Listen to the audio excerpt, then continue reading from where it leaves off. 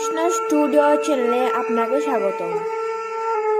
নমো ভগবতে বাসুদেবায়। ওম নমো ভগবতে বাসুদেবায়। ওম নমো ভগবতে বাসুদেবায়। ওম নমো ভগবতে বাসুদেবায়।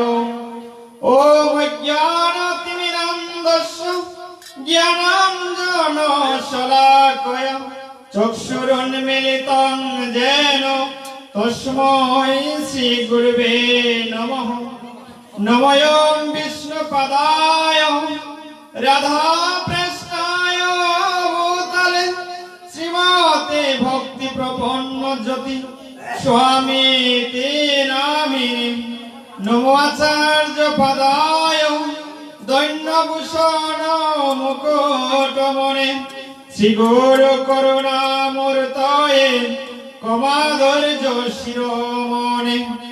নমোऽয়ং শ্রীমতে ভক্তিকুসুম শ্রবণায় বে বিষ্ণুপাদায় দেবায় কৃপাব্দয়ে নমো নমঃ। শ্রী গৌর করুণামূর্তি কৃপা পূর্ণ কলেবরম শ্রী ভক্তি কুসুমং বন্দে রাধা কুঞ্জ নিবাসিনম। নমোऽয়ং বিষ্ণুপদায় কৃষ্ণ পৃষ্ঠায় ভূতলে শ্রীমতে ভক্তি সিদ্ধান্ত সরস্বতী নামিনে। নমো মহাবদান্নায় কৃষ্ণ প্রেম প্রদায়তে কৃষ্ণায় কৃষ্ণ চৈতন্য নাম্নে গৌরতিষ্ঠে নমঃ। নিত্যানন্দ নমস্তাভ্যং প্রেমানন্দ প্রদায়িনে কৌলকলমশনাশায় শ্রীজাহ্নবাপতয়ে নমঃ। জয়তাং সুরতং পঙ্গোর্মম মন্দর মতের গতি মদ সর্বস্ব পদাম্বোজ শ্রী রাধা মদন মোহন। নীলাচল নিবাসায় নিত্যায় পরমাত্মনে বলভদ্র সুভদ্রাভ্যাং জগন্নাথায় তে নমঃ। বৃন্দায় তুলসী দেবৈ প্রিয়ায় কেশব শুচু কৃষ্ণ ভক্তি পদে দেবী সত্যবত্তয়ে নমো নমঃ। মহাপ্রসাদে জননী সর্ব সৌভাগ্য বরিদিনী আদি ব্যাধি হরানিত্যং তুলসীতং নমস্তুতে। হে কৃষ্ণ করুণা সিন্ধু দীনবন্ধু জগৎপতে গোপেশ গোপিকা কান্ত রাধাকান্ত নমস্তুতে। কৃষ্ণায় বাসুদেবায় অরহে পরমাত্মনে গণত ক্লেশনাশায় শ্রী গোবিন্দায় নমো নমঃ। তপ্ত কাঞ্চনা গৌরাঙ্গী রাধে বৃন্দাবনেশ্বরী বৃষভানুসুতে দেবী প্রণমামি হরি প্রিয়ে।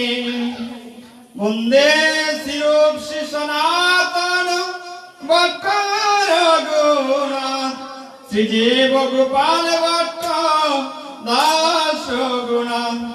আমি জয় গোসাই করি চরণ বন্দন যাহা হইতে বিঘ্ন নাশ অভীষ্ট পূরণ। আমি জয় গোসাই করি চরণ বন্দন যাহা হইতে মিলে বাই কৃষ্ণ প্রেমোদন। এই জয় গোসাই যার মই তার দাস আসবার পদরেণু মোর পঞ্চগ্রাস তাদের চরণ সেবী ভক্ত শোনে বাস জনামে মোর এই অবিলাস এই জয় গোসাই যাবে ব্রজে কৈলাবাস রাধা কৃষ্ণের নিত্য লীলা করিলা প্রকাশ মনের আনন্দে বল হরি মজা বৃন্দাবন শ্রী গুরু বৈষ্ণব পদে মজাই আমন শ্রী গুরু বৈষ্ণব পাদ পদ্ম করিয়াস নাম সংকীর্তন কহে নরোত্তম দাস। সবাই হাত তুলুন। জয় শ্রী কৃষ্ণ চৈতন্য প্রভু নিত্যানন্দ শ্রী অদ্বৈত গদাধর শিবসাদি শ্রী গৌর ভক্ত বৃন্দ। হরে কৃষ্ণ কৃষ্ণ কৃষ্ণ হরে হরে হরে রাম রাম রাম হরে হরে হরে কৃষ্ণ কৃষ্ণ কৃষ্ণ হরে হরে হরে রাম রাম হরে হরে হরে কৃষ্ণ কৃষ্ণ কৃষ্ণ কৃষ্ণ হরে হরে হরে রাম রাম রাম হরে হরে। শ্রী রাধে রাধে।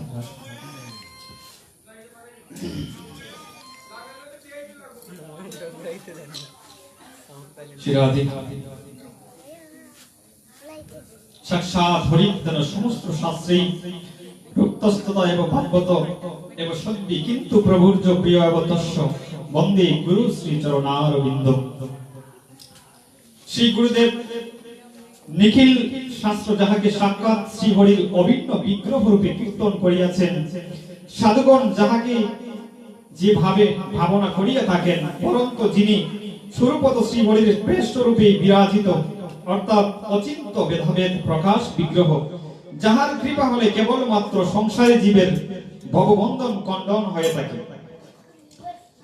এই বিশ্বনাথ চক্রবর্তী পাদ ৮টি শ্লোক রচনা করে গিয়েছেন। এই ৮টি শ্লোকের একটি শ্লোক হচ্ছে এরকম সাক্ষাৎ হরিদ্র সমস্ত শাস্ত্রে রুক্তস্তদেব ভাগবত সদ্যি বলছেন শ্রী গুরুদেব হচ্ছে সাক্ষাৎ ভগবানের অভিন্ন বিগ্রহ। শ্রী গুরুদেব ভগবানের অভিন্ন বিগ্রহ রূপে এই জগৎ সংসারে প্রকটিত হয়েছেন। এই শ্লোকে এই কথাটি এখানে বলা হয়েছে। বলছেন যাহার কৃপাতেই কেবল এই সংসারী জীবের ভববন্ধন খণ্ডন হতে পারে। কাহার কৃপাতে বলছেন? বিশ্বনাথ চক্রবর্তী পাদ বলছেন কেবলমাত্র শ্রী গুরুদেবের কৃপাতেই এই সংসারী আমাদের মতো সংসারী জীবের ভববন্ধন খণ্ডন হতে পারে, আর কোনো পন্থাই নয়। জীবের নিস্তার লাগি নন্দ সুত হরি ত্রিভুবনে প্রকাশ হন গুরু রূপ ধরি। চৈতন্য চরিতামৃতে কবিরাজ গোস্বামী পাদ বলছেন জীবের নিস্তার লাগি নন্দ সুত হরি ত্রিভুবনে প্রকাশ হন গুরু রূপ ধরি। কারণ হচ্ছে কি, ভগবান তো সবসময় এই জগতের বুকে আবির্ভূত হন না, প্রকটিত হন না। ভগবান কোনো একটা সময় প্রকটিত হন। সত্য যুগে হরিরূপে তিনি প্রকটিত হয়েছিলেন, ত্রেতা যুগে রাম ধনুকধারী রূপে তিনি প্রকটিত হয়েছিলেন, দাপর যুগে ভগবান শ্রী কানাইয়া রূপে প্রকটিত হয়েছিলেন, কৃষ্ণ কানাইয়া। আর এই কলি যুগে আবার গৌর সুন্দর রূপে তিনি প্রকটিত হয়েছিলেন সমস্ত পার্শ্বদ বৃন্দকে নিয়ে। তো বলছেন এই সমস্ত শক্তির আধার হচ্ছে শ্রী গুরুদেব। তাই ভগবান তো সবসময় আসতে পারেন না, তাই কোনো মাধ্যমকে জগতের বুকে পাঠিয়ে দেন, যার মাধ্যমে জীব খুব সহজে কৃপা লাভ করতে পারে। এই অসীম ভগবানকে আমরা কোথায় পাবো? যিনি অনন্ত কোটি বিশ্ব ব্রহ্মাণ্ডের যিনি নায়ক, সেই ভগবানকে লাভ করা, তাকে জানা খুবই দুষ্কর, খুবই দুর্লভ। যিনি আমাকে এই তত্ত্বটা খুব সহজে জানিয়ে দিতে পারেন, তিনি হলেন শ্রী গুরুদেব। তাই বিশ্বনাথ চক্রবর্তী পাদ বলছেন যাহার কৃপা হলে কেবলমাত্র সংসারী জীবের ভববন্ধন খণ্ডন হতে পারে, তিনি হচ্ছেন শ্রী গুরুদেব। যিনি কারণ্যগণ বিগ্রহ রূপে এই জগৎ সংসারে প্রকটিত হয়েছেন সংসারী প্রতি জীবকে উদ্ধার করার নিমিত্তে, যাহার কৃপাতে জীবের ভগবত চরণে কেবল প্রেম ভক্তি লাভ হয়ে থাকে। আমরা কীর্তনে গিয়ে থাকি জয় জয় শ্রী গুরু প্রেম কল্পতরু অদ্ভুত যাকো প্রকাশ। এই জগতে দুইজন প্রেম কল্পতরু আছে, প্রেম কল্পতরু, যিনি এই জগৎ শিবকে প্রেম প্রদান করে থাকেন। দুজন কল্পতরুকে, একজন হচ্ছেন শ্রী গুরুদেব আর একজন হচ্ছেন বৈষ্ণব ঠাকুর। এই দুজন হচ্ছে প্রেম কল্পতরু। এই দুইজনেই কেবল আমাদেরকে প্রেম প্রদান করতে সক্ষম। এগুলো আমরা ধীরে ধীরে ব্যাখ্যা করব। তারপর বলছেন ভগবত চরণে প্রেম ভক্তি লাভ হয়ে থাকে, তিনি প্রেমদাতা, প্রেম অবতার, প্রেম কল্পতরু শ্রী গুরুদেব, অষ্টমদীয় গুরুদেব ওম বিষ্ণুপাদ শিল ভক্তি প্রপন্ন জ্যোতি গোস্বামী গুরু মহারাজের শ্রী রাতুল রাঙ্গা চরণ কমলে আমি অনন্ত কোটি দণ্ডবত প্রণাম নিবেদন করছি এবং তাহার চরণ কমল বন্দনা করছি। এবং তারই সাথে সাথে সমস্ত আপন আপন যে সকল গৌর ভক্তবৃন্দ এখানে উপস্থিত হয়েছেন, সমস্ত গৌর ভক্তবৃন্দের আপন আপন গুরুদেবের রাতুল রাঙ্গা চরণ আমি বন্দনা করছি। তারই সাথে সাথে বন্দনা করছি আমার শ্রদ্ধেয় শিক্ষা গুরু, যিনি এই শ্রী ভট্ট তথা এই সারা বিশ্ব, এই সারা বাংলাদেশের যিনি হাজারো ভক্তের প্রাণের স্পন্দন এবং বিপদগামী যুব সমাজের পথ প্রদর্শক রূপে আলোর দিশা দিকে যিনি এক দিব্য প্রেমের সন্ধান অগ্রসর করিয়ে দেওয়ার নিমিত্তে যিনি তাহার জীবনকে সমর্পণ করিয়ে দিয়েছেন ভগবত চরণে, যাহার স্পর্শে এসে হৃদয় পবিত্র হয়ে যায়, হৃদয়ে এক দিব্য প্রেমের সন্ধান জাগ্রত হয়। তাই আমার শ্রীমন মহাপ্রভু হরিদাস ঠাকুরকে বলেছিলেন, তোমায় স্পর্শে মই পবিত্র হইতে। একজন উত্তম অধিকারী সাধু, একজন উত্তম অধিকারী ভক্ত, একজন উত্তম অধিকারী গুরুদেব, তার এতটা শক্তি রয়েছে, বলছেন উত্তম অধিকারী সাধুর গায়ের বাতাস লাগলেই, তাকে স্পর্শ করলে হৃদয়ে প্রেম জাগ্রত হয়ে যায়। তৎক্ষণাৎ মনে হয়, আহারে এতটা দিন কি করলাম, এই জগৎ সংসারে এসে শুধু পশুর মতো খাইলাম আর ঘুমাইলাম, এতটুকুই কার্য করলাম, খাওয়া দাওয়া, ঘুমানো, আহার নিদ্রা, বই মৈথুন্য, এগুলো নিয়ে পড়ে রইলাম। মনে হয় তৎক্ষণাৎ যে এতটা দিন কি করলাম, এই ভেবে জীবন পালন করছি, আমার জীবন বেলা তো অবসান হয়ে যাচ্ছে, কি করে কি করব, কবে ভগবত চরণ লাভ করব, কবে ভগবানের চরণে প্রেম ভক্তি লাভ করব। তাই মহাপ্রভু বলেছিলেন হরিদাস ঠাকুরকে, তোমাকে স্পর্শী মই পবিত্র হইতে। তাই এমন একজন শিক্ষা গুরুকে আমি পেয়েছি, যার এই প্রণীতনায়, যার এই প্রণোদনাতেই আজকে এই বেশাসনে বসা এবং শ্রী কৃষ্ণদাস কুমার কবিরাজ গোস্বামী পাদ চৈতন্য চরিতামৃতে কীর্তন করিয়াছেন, শিক্ষা গুরুকে জানিও তুমি কৃষ্ণর স্বরূপ, অন্তর্যামী ভক্ত শ্রেষ্ঠ দুই এক রূপ। বলছেন দীক্ষা গুরু আর শিক্ষা গুরু। শিক্ষা গুরু কাকে বলা হয়? আমাদের সমাজে একটা রীতি আছে, বা অনেক সময় আমরা বলে থাকি যে শিক্ষা, দীক্ষার পরে শিক্ষা নিতে হবে, এরকম একটা প্রথা এখনো কিছু কিছু জায়গায় প্রচলন আছে।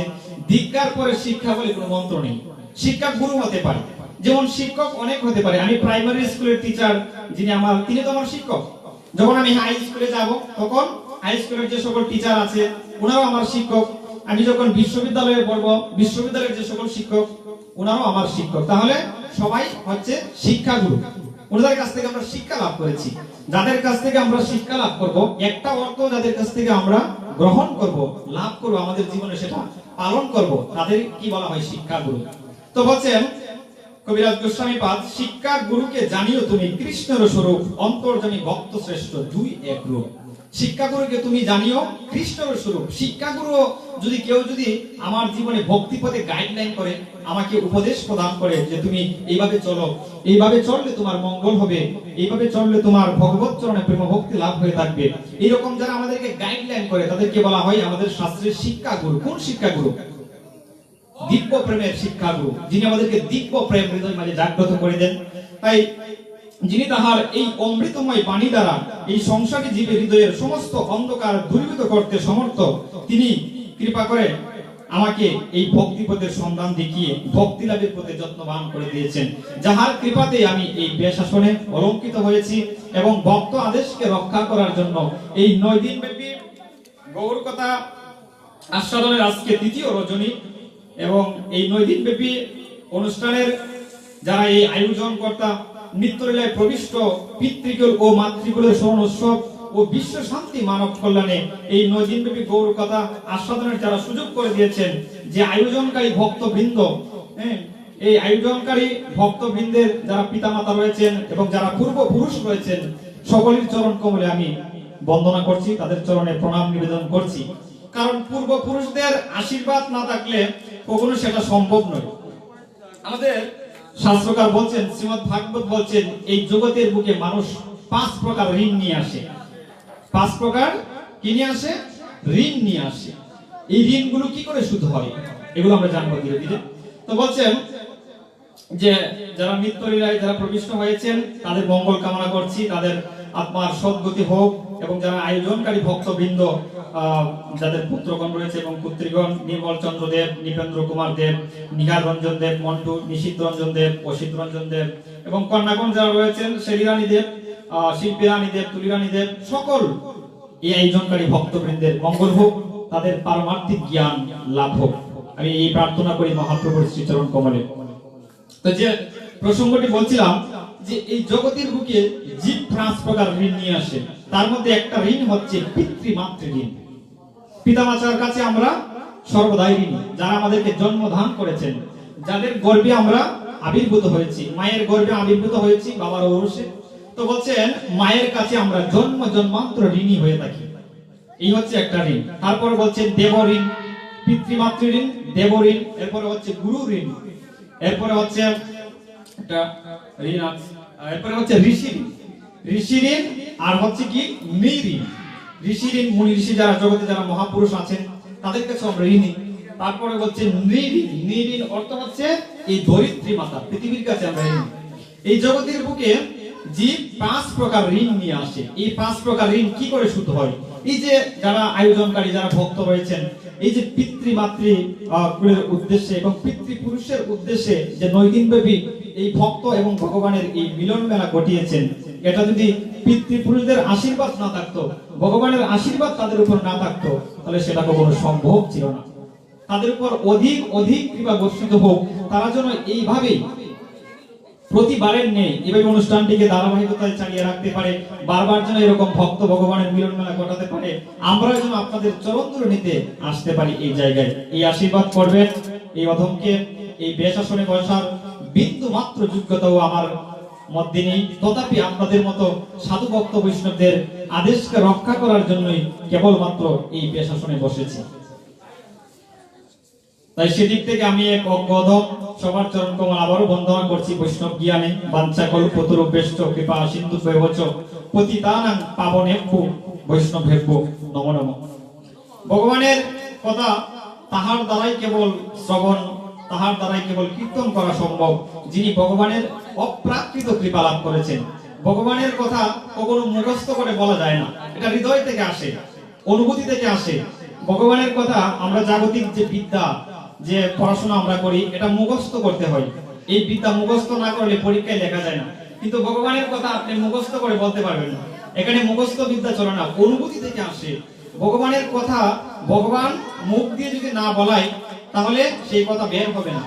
তাই আমি চেষ্টা করব আমার অন্তরে যে গোবিন্দ রয়েছে সেই গোবিন্দকে স্মরণ করে, গোবিন্দ যদি আমাকে কৃপা করে, সেই গোবিন্দের কৃপা আশীর্বাদ নিয়েই গোবিন্দের চরণ কমল বন্দনা করি। গোবিন্দ যদি কৃপা আশীর্বাদ করে তবে আমার দ্বারা এই কৃষ্ণ কথা আস্বাদন এবং কৃষ্ণ রসামৃতে, কৃষ্ণ প্রেমামৃতে ডুবা সম্ভব হবে। সত্যম প্রেমের কারণ্যগণ বিগ্রহ, রস মাধুর্য বিগ্রহ এবং রূপ মাধুর্য নিয়ে যিনি কলিকালের প্রথম সন্ধ্যায় এই সংসারী পাপীদাবী জীবদেরকে উদ্ধার করার জন্য যিনি আবির্ভূত হয়েছেন শচী গর্ভ সিন্ধুতে নদিয়া নবদ্বীপে। এই আমাদের মতো সংসারী পাপীদাবী জীবগণ এই জগতের বুকে প্রকটিত হবে তখনকার যে সময় ছিল, আজ থেকে 500 প্রায় 34 বছর পূর্বে, পৃথিবীর আনাচে কানাচে সব জায়গায় এবং সকল জীব তখন পথভ্রষ্ট, সবাই অনাচারে সবাই পাপাচারে লিপ্ত হয়ে আছে। কি করবে কেউ দিশা খুঁজে পাচ্ছিল না। দলে দলে লোক ধর্মান্তরিত হতে লাগলো, আমাদের ধর্ম থেকে অন্য ধর্মে পথভ্রষ্ট হতে লাগলো, লোককে নির্যাতন করা হলো। তো সবকিছু দেখে আমাদের অদ্বৈত প্রভু, যিনি এই সুনামগঞ্জেরই ছেলে, পন্থিত ধাম, যে পন্থিত আমরা ধামে যাই, যে পন্থিত ধামকে যিনি আবির্ভূত করেছিলেন, সেই অদ্বৈত প্রভু কেঁদে কেঁদে নয়নজল এবং তুলসী পত্র যারা গঙ্গায় প্রতিদিন সেই প্রেম পুরুষোত্তম লীলা পুরুষোত্তম ভগবান কৃষ্ণকে, বৈকুণ্ঠপতি ভগবান শ্রী গোবিন্দকে প্রতিদিন আহ্বান করতে লাগলেন। তার ক্রন্দন দেখে আর স্থির থাকতে পারলেন না। তখনই এই জগতের বুকে কলির প্রথম সন্ধ্যায় প্রকটিত হলেন কে? আমার শ্রী শ্রী গৌর সুন্দর মহাপ্রভু। এই গৌর সুন্দর যদি জগতের বুকে না আসতেন, তাহলে আমাদের মতো সংসারী পতিত জীব আমরা যারা রয়েছি, এইভাবে যে আজকে বসে হরি কথা শ্রবণ করছি, হরির কথা কীর্তন করছি, কীর্তন আসরে যাচ্ছি, সেটা কখনো সম্ভব ছিল না। গৌর হরি আসার পূর্বে কখনো এরকম পরিবেশ ছিল না একসঙ্গে বসে কীর্তন করার। কপাট বন্ধ করে কীর্তন করতো তখন নদিয়া নবদ্বীপে। কপাট মানে দরজা বন্ধ করেও কীর্তন করতে পারতো না, তখন এমন এক পরিস্থিতি ছিল। তাই এই গৌর হরি মহাপ্রভু আমাদের জন্য কি সুবর্ণ সুযোগ এনে দিয়েছেন। চারদিকে তখন হরিধ্বনি উলধ্বনি হতে লাগলো, মুখরিত হলো সকল জীব, হৃদয়ে অন্ধকার দূরীভূত হলো, এক নতুন প্রাণের সঞ্চার সৃষ্টি হলো নবদ্বীপের আকাশে বাতাসে। সেই প্রেম দান করার জন্য গৌর সুন্দর শ্রী শ্রী প্রেম পুরুষোত্তম এবং প্রেম পুরুষোত্তম এই জগতের বুকে তিনি প্রকটিত হলেন। জগতের বুকে কেন প্রকটিত হলেন? যে তিনি জগতের বুকে কৃষ্ণ প্রেমার্ণবে, কৃষ্ণ রসামৃতে জীবকে ডুবানোর জন্য, আস্বাদন করার জন্য। আমরা সংসারী যারা জীব আছি, প্রতিনিয়ত আমরা সংসার সমুদ্রে ডুবে আছি। প্রতিনিয়ত আমরা সংসার সমুদ্রে ডুবে আছি। এই সংসার সমুদ্র থেকে কে আমাকে উদ্ধার করবে? উদ্ধার করার জন্য কেউ নেই। জগৎ অনাচার পাপাচারে লিপ্ত হয়ে যাচ্ছে। আমাদের এই কলিযুগের যারা আমরা জীব আছি, আমাদের অন্নগত মন, জনিগত প্রাণ কামনার দ্বারা বশীভূত সর্বদা। আমরা কাম হৃদয়ে প্রবল আকার ধারণ করে রেখেছে। এই কামনার দ্বারা আবৃত হয়ে আমরা আমাদের মূল স্বরূপকে ভুলে গিয়েছি, ভগবানকে ভুলে গিয়েছি। এই সংসার সমুদ্রে বারবার নিপাতিত হচ্ছি, সংসারে ডুবে যাচ্ছি, সংসারে প্রতিনিয়ত ডুবে যাচ্ছি। তাহলে এই সংসার সমুদ্র থেকে কে আমাকে উদ্ধার করবে? এই সংসার সমুদ্র থেকে উদ্ধার করার জন্য কলির প্রথম সন্ধ্যায় শ্রী শ্রী গৌর সুন্দর আবির্ভূত হলেন।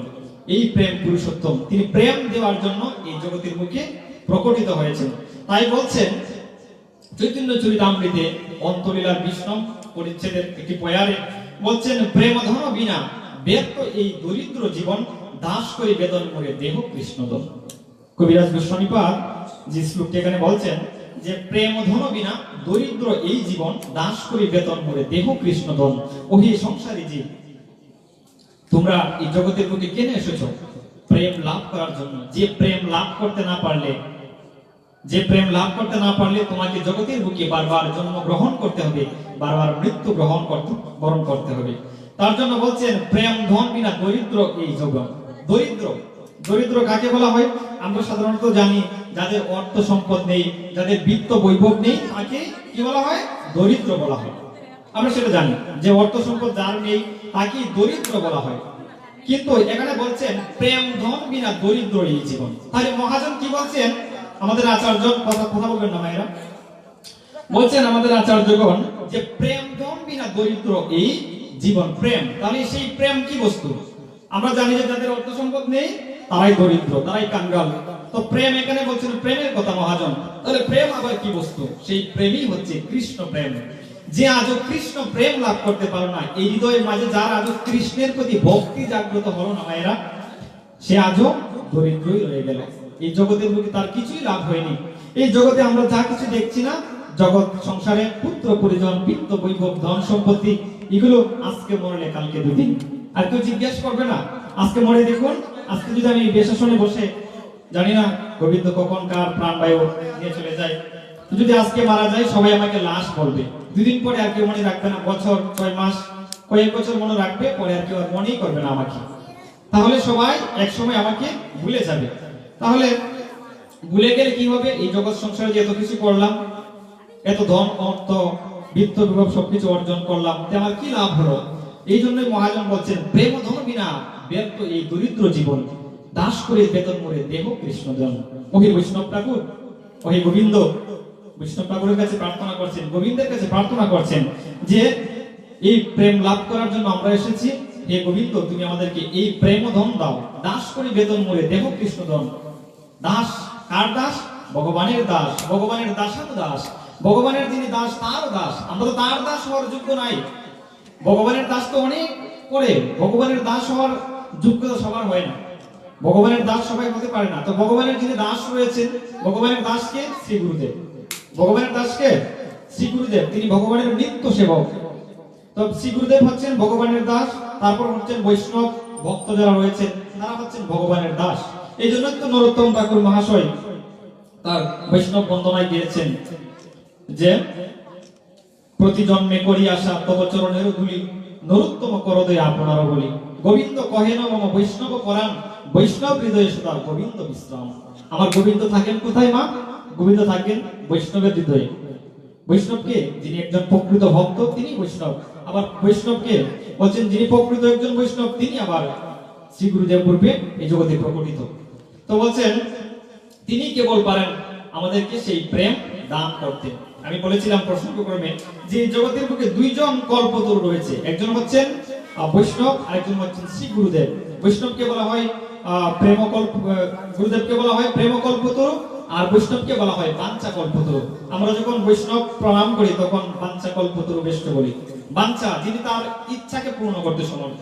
একজন প্রকৃত বৈষ্ণবের এত ক্ষমতা রয়েছে, এত শক্তি তার কাছে রয়েছে, এত শক্তি তার কাছে রয়েছে। একজন প্রকৃত বৈষ্ণব যদি আশীর্বাদ করে তার সেই আশীর্বাদ ফলতে সমর্থ, এতটা শক্তি রয়েছে একজন বৈষ্ণবের মধ্যে।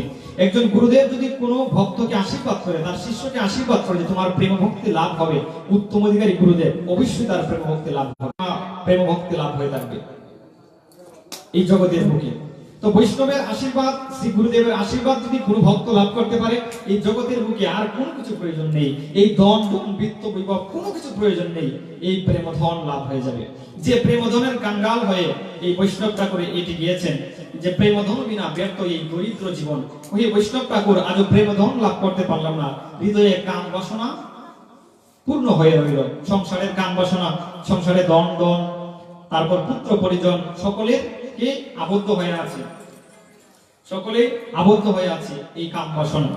তাহলে এই সংসার কাম বাসনা থেকে বের হতে পারছি না, এই সংসার কাম বাসনা থেকে বের হতে পারছি না, তাহলে কি করে প্রেমধন লাভ করব? সেই প্রেমধন দেওয়ার জন্যই আমার গৌরহরি মহাপ্রভু এই জগতের বুকে প্রকটিত হয়েছেন। এই জন্যই যারা ভক্ত বৈষ্ণব যারা আছেন এই জগতের বুকে, তারা আমাদেরকে প্রেম দান করার জন্য সর্বদা ঘুরে বেড়াচ্ছেন। তাদের কাছে গেলে আমরা কেবল প্রেমধন লাভ করতে পারি। যে প্রেমধন লাভ করেছিলেন নবদ্বীপের শুক্লাম্বর ব্রহ্মচারী। শুক্লাম্বর ব্রহ্মচারী এমন একজন মহাপ্রভুর পার্শ্বদ ছিলেন,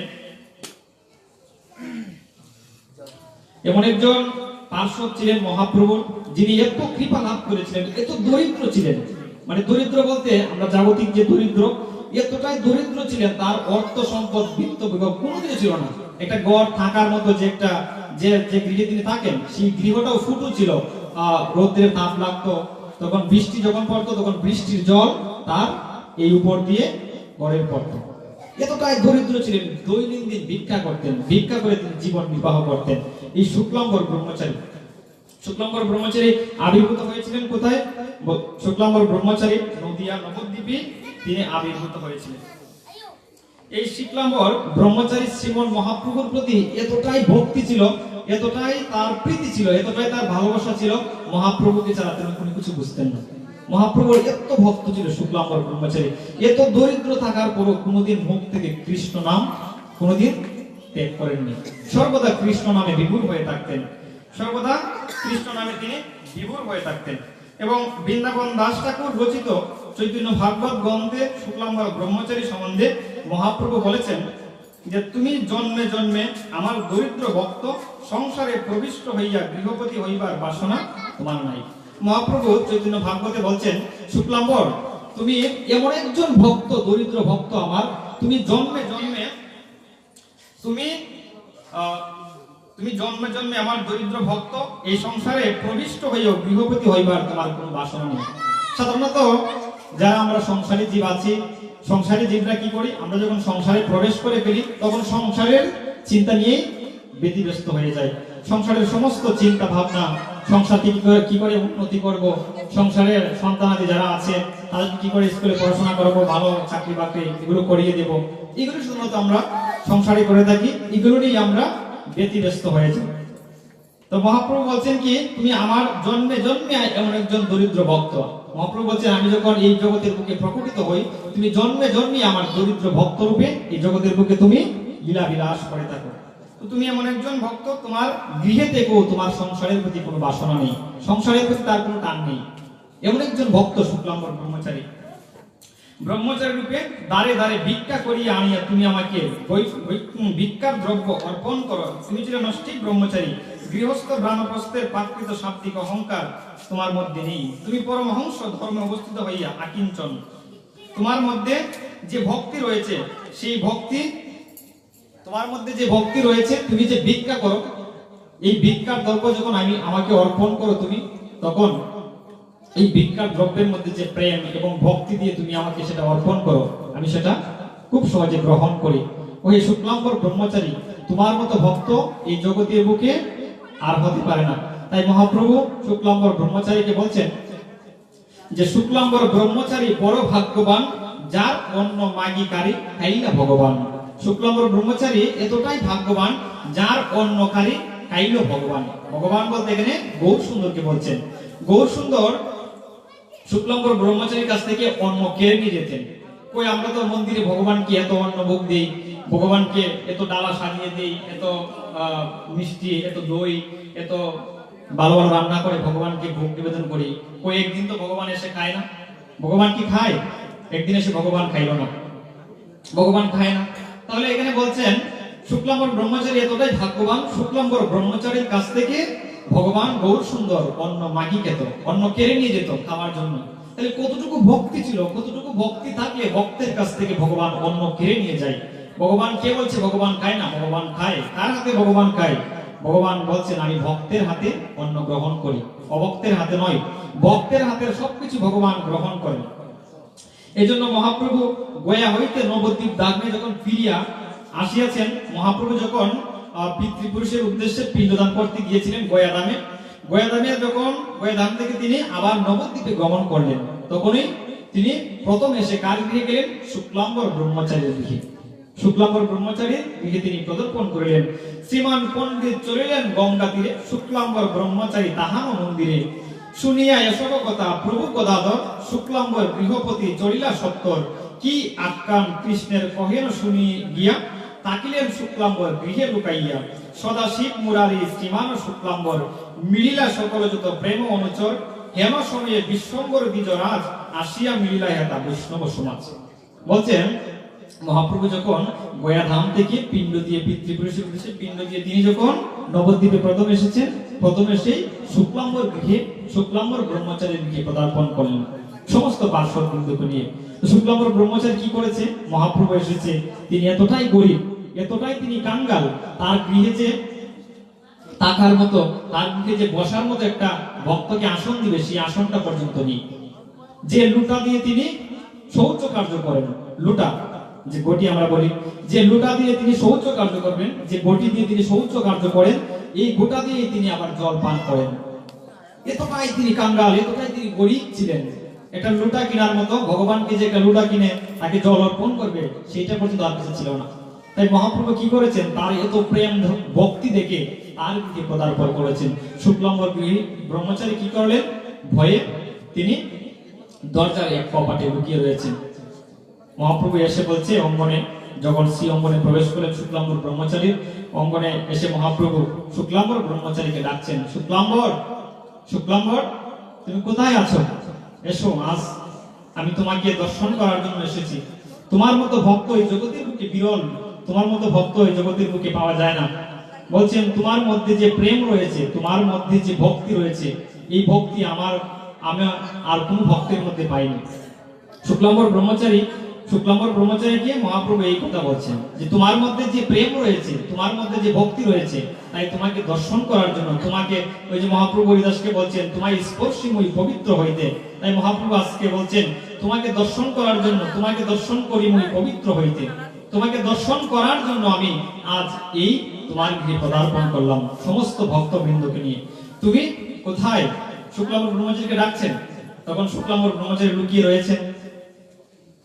শুক্লাম্বর ব্রহ্মচারী দরজার কপাটে লুকিয়ে রয়েছেন। তো মহাপ্রভু গিয়ে দরজায় ধাক্কা দিয়েছেন। কে বলছেন? শুক্লাম্বর, বেরিয়ে এসো। তুমি যে আমার এত প্রিয় ভক্ত, তুমি আমাকে দেখে লুকিয়ে রয়েছো। তুমি জানো আমি তোমাকে কতটা ভালোবাসি, তোমার স্থান কোথায় দিয়েছি, তোমার স্থান কোথায় দিয়েছি তুমি জানো? তোমার স্থান হচ্ছে এই আমার হৃদয়ে। আমার হৃদয়ে আমি যাকে আসন দিয়ে দেই, আমার হৃদয় মাঝে যাকে আমি বসিয়ে দেই, সে আমার এতটাই প্রিয় হয়, সে আমার এতটাই প্রিয় ভক্ত হয়, এই জগৎ সংসারে তার মতো আর কেউ প্রিয় হতে পারে না। তাই শুক্লাম্বর ব্রহ্মচারী বয়ে বয়ে গৃহ থেকে বেরিয়ে আসলেন। এসে বলছেন, প্রভুর জন্য লুটিয়ে পড়েছেন। আজ প্রভু এসেছেন। আচ্ছা, ভগবান যদি গৃহে আসে, এখন মনে করুন ভগবান যদি গৃহে আসলো, তো ভগবান গৃহে আসলাম কি করব? ভগবানকে প্রণাম করব। তাই শুক্লাম্বর ব্রহ্মচারী কি করেছেন? প্রভুর চরণে গৌর সুন্দর এসেছেন, যাকে হৃদয়ে এতভাবে স্থান দিয়েছেন, যাকে হৃদয়ে মাঝে পূর্ণভাবে আসন করে বসিয়ে রেখেছেন। আজকে সেই প্রেম পুরুষোত্তম, প্রেম অবতার শ্রী গৌর সুন্দর তিনি আজকে স্বয়ং গৃহে পদার্পণ করেছেন। তাকে দেখে তিনি আনন্দে আত্মহারা হয়ে গিয়েছেন। এতটাই আনন্দ, হৃদয়ে এত আনন্দ হচ্ছে, হৃদয়ে আনন্দে এত উল্লাসিত হচ্ছে, তিনি বুঝতে পারছেন না কি করবেন। প্রভুর চরণে লুটিয়ে পড়েছেন, গৌর সুন্দরের চরণে তিনি লুটিয়ে পড়েছেন, লুটিয়ে ক্রন্দন করছেন, প্রভু আমার কত ভাগ্য, তুমি আজকে আমার গৃহে পদার্পণ করলে। এই নদিয়া নবদ্বীপে আর কত ভক্ত রয়েছে, কত কত শত শত তোমার ভক্ত রয়েছে, কই তাদের গৃহে তুমি পদার্পণ করলে না? শুক্লাম্বর ব্রহ্মচারী মনে মনে ভাবছেন যে নদিয়া নবদ্বীপে মহাপ্রভুর হাজার হাজার ভক্ত রয়েছে, কত ভক্ত মহাপ্রভুর, কিন্তু তুমি তাদের গৃহে না গিয়ে এই কাঙ্গালের গৃহে প্রবেশ করলে। তাই তুমি যে আমার গৃহে এসেছো প্রভু, আমার তো দেওয়ার মতো তোমাকে কিছুই নেই। আমি যে তোমাকে বসার মতো একটা আসন দেব, তুমি যে বসবে এই আসনটাও দেওয়ার মতো কিছু নেই। এই যে দেখছো যে গৃহে আমি অবস্থান করছি, সেই গৃহে যে তালপাতার মুড়ানো একটা কুটির আছে, এই কুটির দিয়ে রৌদ্র তাপ লাগে, এই কুটির দিয়ে যখন বৃষ্টি হয় তখন জল পড়ে, প্রভু বসানোর মতো কোনো জায়গা আমার নেই, তুমি কৃপা করে আজকে আমাকে ধন্য করে দিয়েছো। তখন মহাপ্রভু বলছেন শুক্লাম্বর ব্রহ্মচারীকে, তোমার মতো ভক্ত এই জগতের বুকে খুবই বিরল। শুক্লাম্বর ব্রহ্মচারী, তোমার যে প্রেম রয়েছে, তোমার যে ভক্তি রয়েছে, এই ভক্তি থেকে আমি অভিভূত হয়েছি। তাই আমি তোমার প্রতি সর্বদাই আশীর্বাদ বর্ষণ করি, তুমি সবসময় এইভাবেই থাকো, এইভাবেই তোমার যে প্রেম, তোমার এই প্রেম দ্বারা তুমি তোমার ইষ্টদেবকে তুমি সর্বদা বন্দনা করো। শুক্লাম্বর ব্রহ্মচারীকে আশীর্বাদ করেন। তখন মহাপ্রভু শুক্লাম্বর ব্রহ্মচারীকে বলছেন, শুক্লাম্বর ব্রহ্মচারী, তোমার গৃহে আমি এসেছি, তো কোনো ভক্ত, কোনো বৈষ্ণব যখন কোনো গৃহে পদার্পণ করে, তাকে না খাইয়ে বিদায় দিতে নেই, গৃহের অমঙ্গল হয়। কোনো ভক্ত যখন কোনো গৃহে প্রবেশ করে, এই কথাটা আজকে জেনে নিন, এটা অবশ্যই শিক্ষণীয় বিষয়। বলছেন কোনো ভক্ত, কোনো বৈষ্ণব যখন কোনো গৃহে পদার্পণ করে, তখন সেই গৃহ থেকে যদি কোনো ভক্ত বৈষ্ণব খালি মুখে ফিরে যায়, তখন সেই গৃহের অমঙ্গল হয়, সেই গৃহে অমঙ্গল হয়ে থাকে। তাই তাকে জল হলেও খাইতে দিতে হবে। যদি কোনো কিছু নাও থাকে, প্রভু একটু বৈষ্ণব ঠাকুর আপনি কৃপা করে আমার গৃহে এসেছেন, আমি আপনাকে কি দেব, আমার তো দেওয়ার মতো কিছুই নেই, কৃপা করে আমার গৃহে আপনি পদার্পণ করেছেন, তাই কৃপা করে একটু গ্রহণ করে যান। জল হলো খাইয়ে দিতে হয়, ফলমূল যদি থাকার দেওয়ার সামর্থ্য থাকে অবশ্যই দিয়ে দিবেন। এটা হচ্ছে কোন গৃহকর্তার কর্তব্য। তো মহাপ্রভু বলছেন, শুক্লাম্বর, তুমি আমার এতটাই প্রিয় ভক্ত, তোমার জন্য আমি এত চিন্তা করি, তোমার জন্য আমার এত চিন্তা হয়, তুমি এক কাজ করো, তোমার গৃহে যে তন্ডুল আছে, তুমি যে ভিক্ষা অন্ন পেয়েছো, এই ভিক্ষা অন্নটুকু আমার কাছে নিয়ে এসো, এই ভিক্ষা অন্নটুকু নিয়ে আসো, এই ভিক্ষা অন্ন আমি আজ গ্রহণ করব। তখন মহাপ্রভু বলছেন, তুমি এই ভিক্ষা অন্ন রন্ধন করো, যাই হয় যাই তুমি রন্ধন করো, রন্ধন করে নিয়ে আসো, আমি নিজে গ্রহণ করব সেটা আজকে। এই ভক্তকে দেখিয়ে দেবো এই জগৎ সংসারে যে আমি ভক্তকে কত ভালোবাসি, এই জগৎ সংসারে যে আমার ভক্তকে আমি কত ভালোবাসি, আমি আজকে দেখিয়ে দেবো। এই নদিয়া নবদ্বীপের সমস্ত ভক্তবৃন্দ দেখো যে আমার ভক্তকে আমি কত ভালোবাসি, আমার ভক্ত আমার কত প্রাণ হয়ে থাকে। তিনি বোঝানোর জন্য আজকে গৌর সুন্দর এই লীলা প্রকটিত করেছেন। তাই শুক্লাম্বর ব্রহ্মচারী আজকে কত আনন্দ মনের মধ্যে যে প্রভু আজকে স্বয়ং আমার হাতে গ্রহণ করবে। আমার তো সেই ভাগ্য হয়নি, আমি তো কত জন্মের অপরাধী, আমার তো সেই ভাগ্য হয়নি যে আমি নিজের হাতে প্রভুকে সেবা দিব। সেই ভাগ্য তাহারই হয়ে থাকে যিনি তার হৃদয় মাঝে এই প্রেম ভক্তি লাভে সমর্থবান হয়েছেন। তো ভক্ত ভগবানের হাতে কেবল গ্রহণ করেন, আর ভগবানের হাতে ভক্ত কেবল গ্রহণ করে। ভক্তের হাতের অন্য ভগবান গ্রহণ করে, আবার ভগবানের হাতের অন্য ভক্ত গ্রহণ করে। ভক্ত ভগবান একই আত্মা, একই তত্ত্ব, একই ভূত। ভক্ত ভগবানের অভিন্ন রূপ, ভক্ত এবং ভগবান একই তত্ত্ব। এই জন্য কি বলছেন, জীবের নিস্তার লাগে নন্দ সুত হরি, ত্রিভুবনে প্রকাশ হন, সাধু রূপ ধরি, গুরু রূপ ধরি, বৈষ্ণবের রূপ ধরি, ভক্ত রূপ ধরি। ভগবান যে কার গৃহে কখন আসেন, কোন রূপ ধরে আসেন, কেউ বলতে পারে না। এই জন্য কোন গৃহে যখন ভক্ত বৈষ্ণব পদার্পণ করে, তখন গৃহের সমস্ত অমঙ্গল নাশ হয়ে যায়, সমস্ত বিঘ্ন বিনাশ হয়ে যায়, তৎক্ষণাৎ সেই গৃহের সমস্ত পাপ তার সবকিছু দূরীভূত হয়ে যায়, যদি কায় মনোবাক্যে সেই বৈষ্ণবকে, সেই ভক্তকে সম্মান প্রদর্শন করতে পারো। এটা হয়তো তার বহু জন্মের ভাগ্য। তাই বলছেন যে তুমি আজকে নিজের হাতে রন্ধন করো। শুক্লাম্বর ব্রহ্মচারী নিজের হাতে আজকে রন্ধন করেছেন। মহাপ্রভু কি করেছেন জানেন? মহাপ্রভু নিজের হাতে ভগবানকে অর্পণ করেছেন। এই জগৎকে নিয়ে তিনি তো ভক্ত ভাব অঙ্গীকার করে জগতে প্রকটিত হয়েছে। তাই আমার গৌর সুন্দর আজকে নিজের হাতে সেই অন্ন কৃষ্ণকে অর্পণ করেছেন। কৃষ্ণ অর্পণ করে যে সকল পার্শ্বদ বৃন্দ ছিল, সমস্ত পার্শ্বদ বৃন্দকে নিয়ে তিনি সেই অন্ন আজকে গ্রহণ করছেন। শুক্লাম্বর ব্রহ্মচারী সেই দৃশ্য দেখে ক্রন্দন করছেন, দুই চোখ দিয়ে অঝোর দ্বারায় তার জল নির্বাপিত হচ্ছে। তার আনন্দের আর শেষ নেই। তিনি কি করবেন বুঝতে পারছেন না। প্রভুর কাছে গিয়ে বলছেন, প্রভু তুমি কৃপা করে যে আমাকে এত কৃপা করেছো, আমি জানতাম না যে তুমি আমাকে এত ভালোবাসো, আমি তোমার এত প্রিয়জন। তুমি কৃপা করে আমার গৃহে এসে নিজের হাতে তুমি সেই অন্ন গ্রহণ করেছো। আমার মতো সৌভাগ্যবান আর কেহ নাই। কোন গৃহে যখন ভক্ত বৈষ্ণব পদার্পণ করে, সেই ভক্ত বৈষ্ণব যদি চায় যে মা তোমার গৃহে আজকে আমি একটু সেবা গ্রহণ করব, অবশ্যই আপনারা তাকে সেবা দেওয়ার মতো একটা ব্যবস্থা যে কোনো ভাবে হোক করে থাকবেন।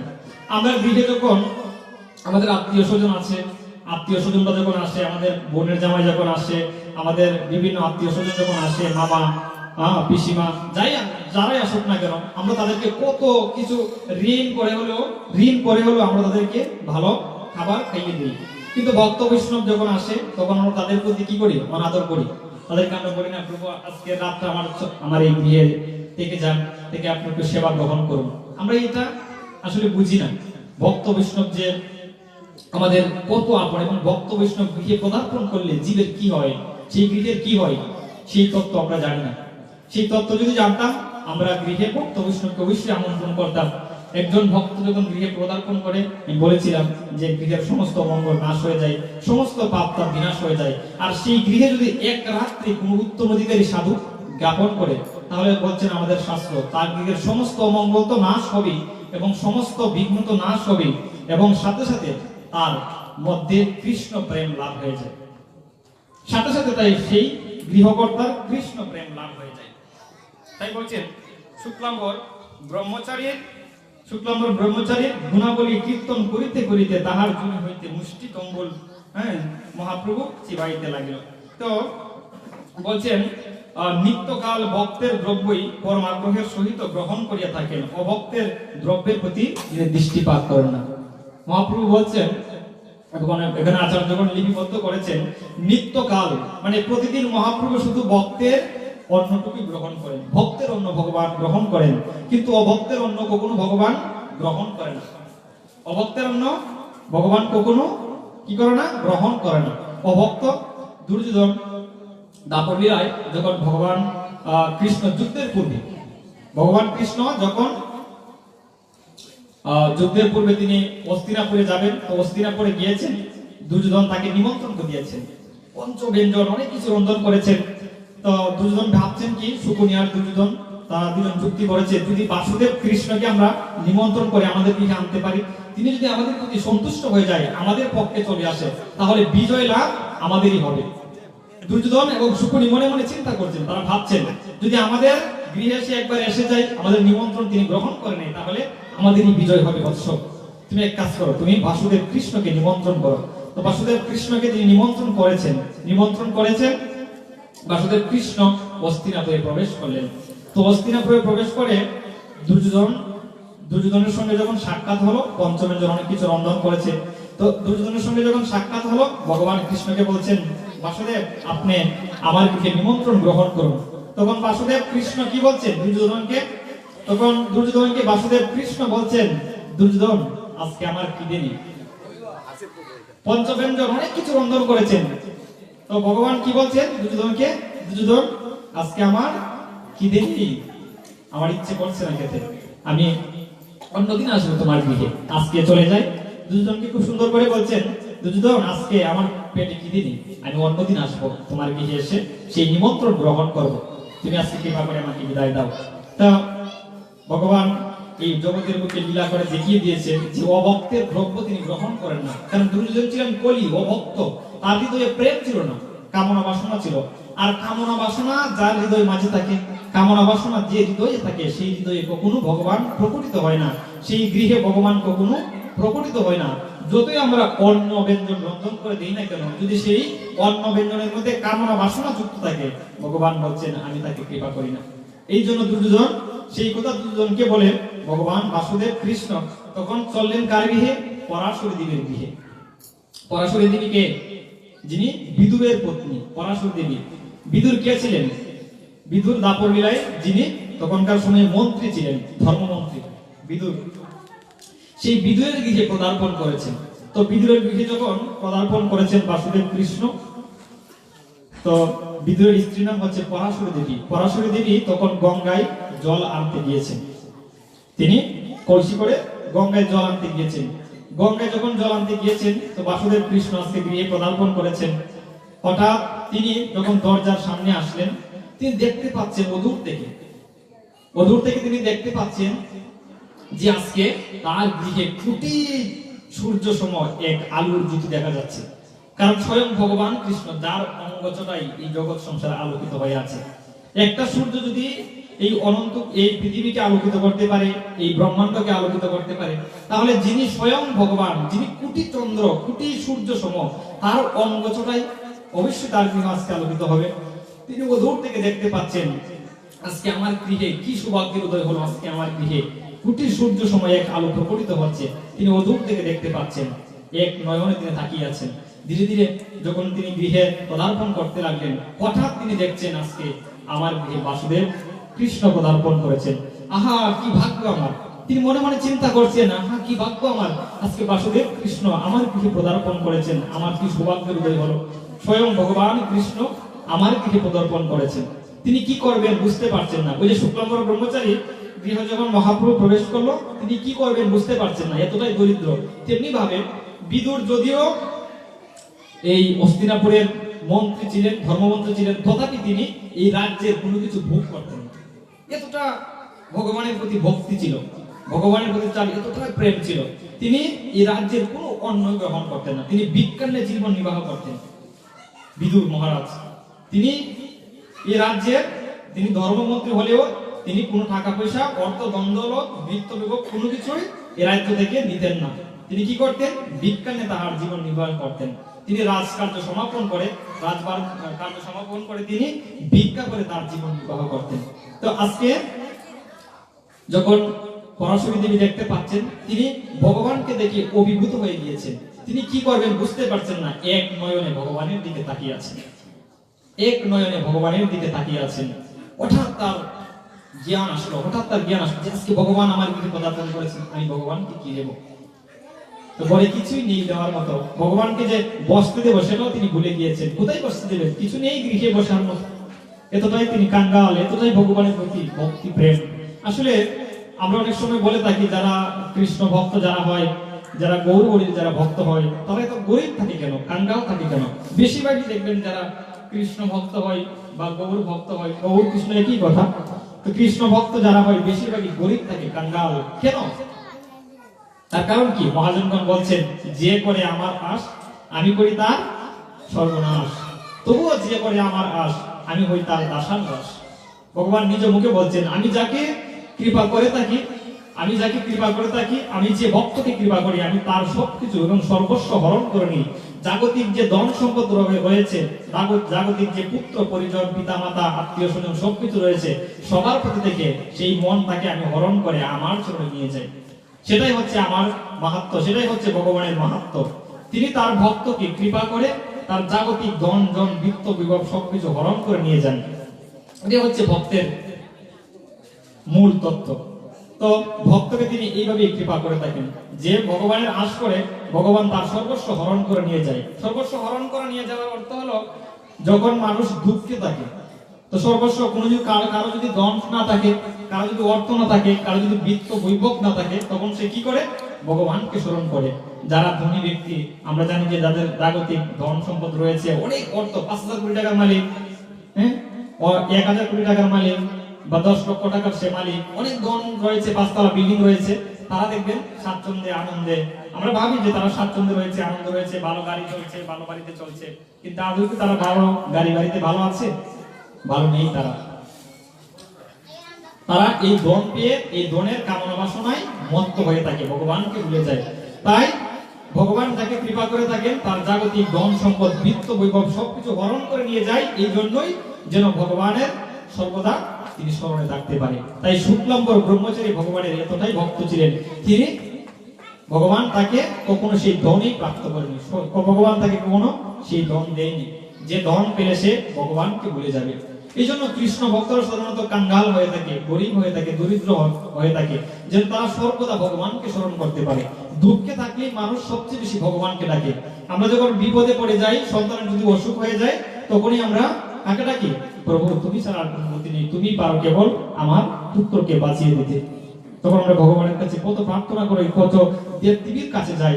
আবার যখন পুত্র ভালো হয়ে যায়, তখন আর ভগবানের কথা মনে থাকে না। সুখের সময় ভগবানকে স্মরণ করি না, দুঃখের সময় ভগবানকে ডাকি। আর যিনি সুখে দুঃখে ভগবানকে ডাকেন, তিনি ভগবানের ভক্ত, তিনি ভগবানের প্রকৃত ভক্ত হতে পেরেছেন।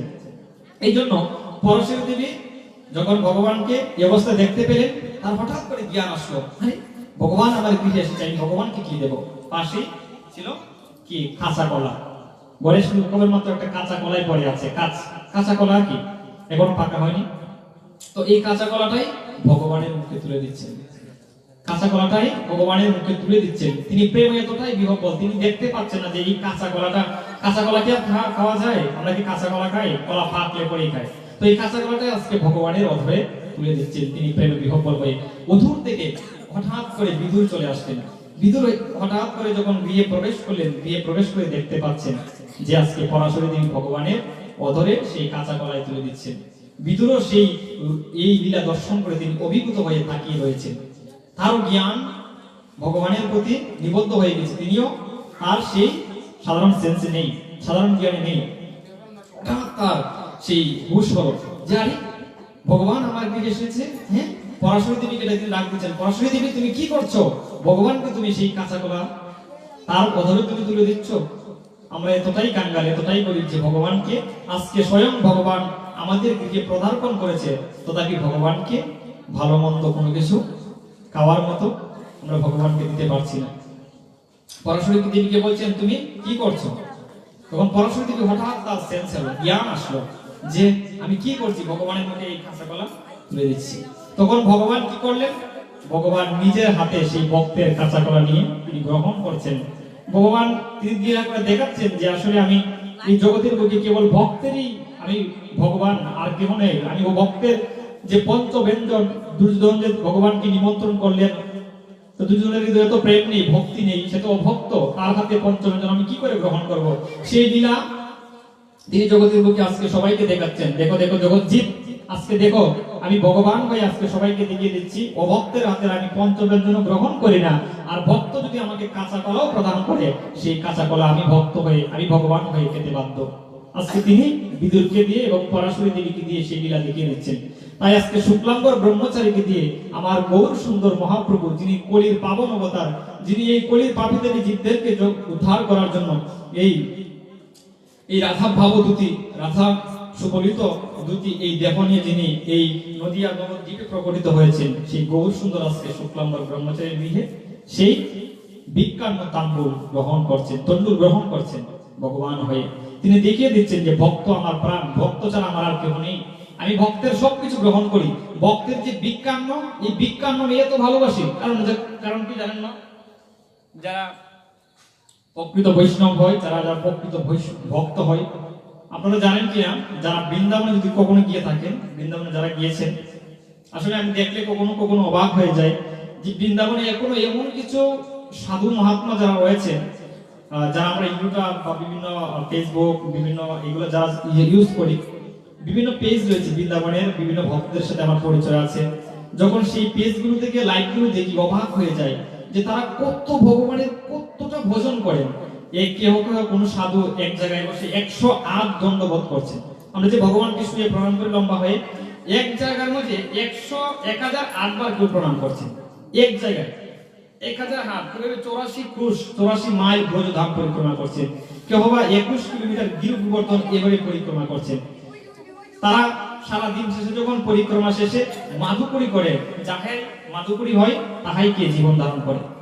তারা কিভাবে ভগবানকে ভজনা করছেন, আর আমরা সংসারের কামনা বাসনা এতটাই পতিত হয়ে আছি যে আমরা আজও ভগবানকে একটা প্রণাম দেওয়ার সময় নেই।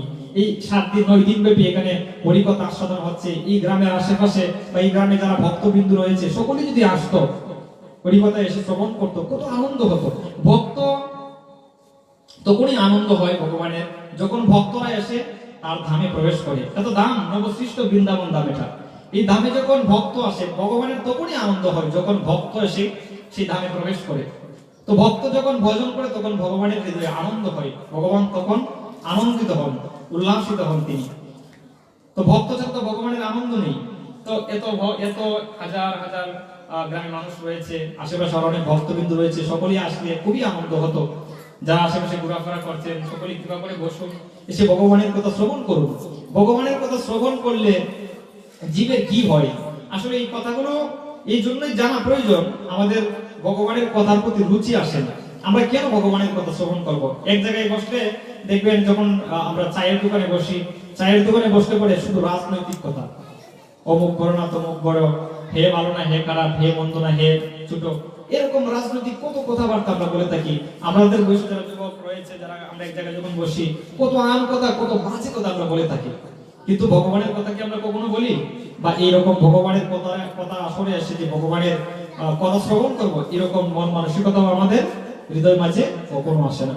বা আমাদের মায়েরা যারা রয়েছেন, এক জায়গায় বসলে দেখবেন গৃহের কথা, আম কথা, কত কথা আমরা বলি, জমুকের বৌমা খারাপ, মুখের বৌমা ভালো না, কত কথা, সবই গ্রাম্য কথা, বাজে কথা আমরা বলে থাকি। কিন্তু ভগবানের কথার আসরে আসবো, ভগবানের কথার আসরে এসে ভগবানের কথা শ্রবণ করব, এরকম মন মানসিকতা আমাদের হৃদয় মাঝে জাগে না।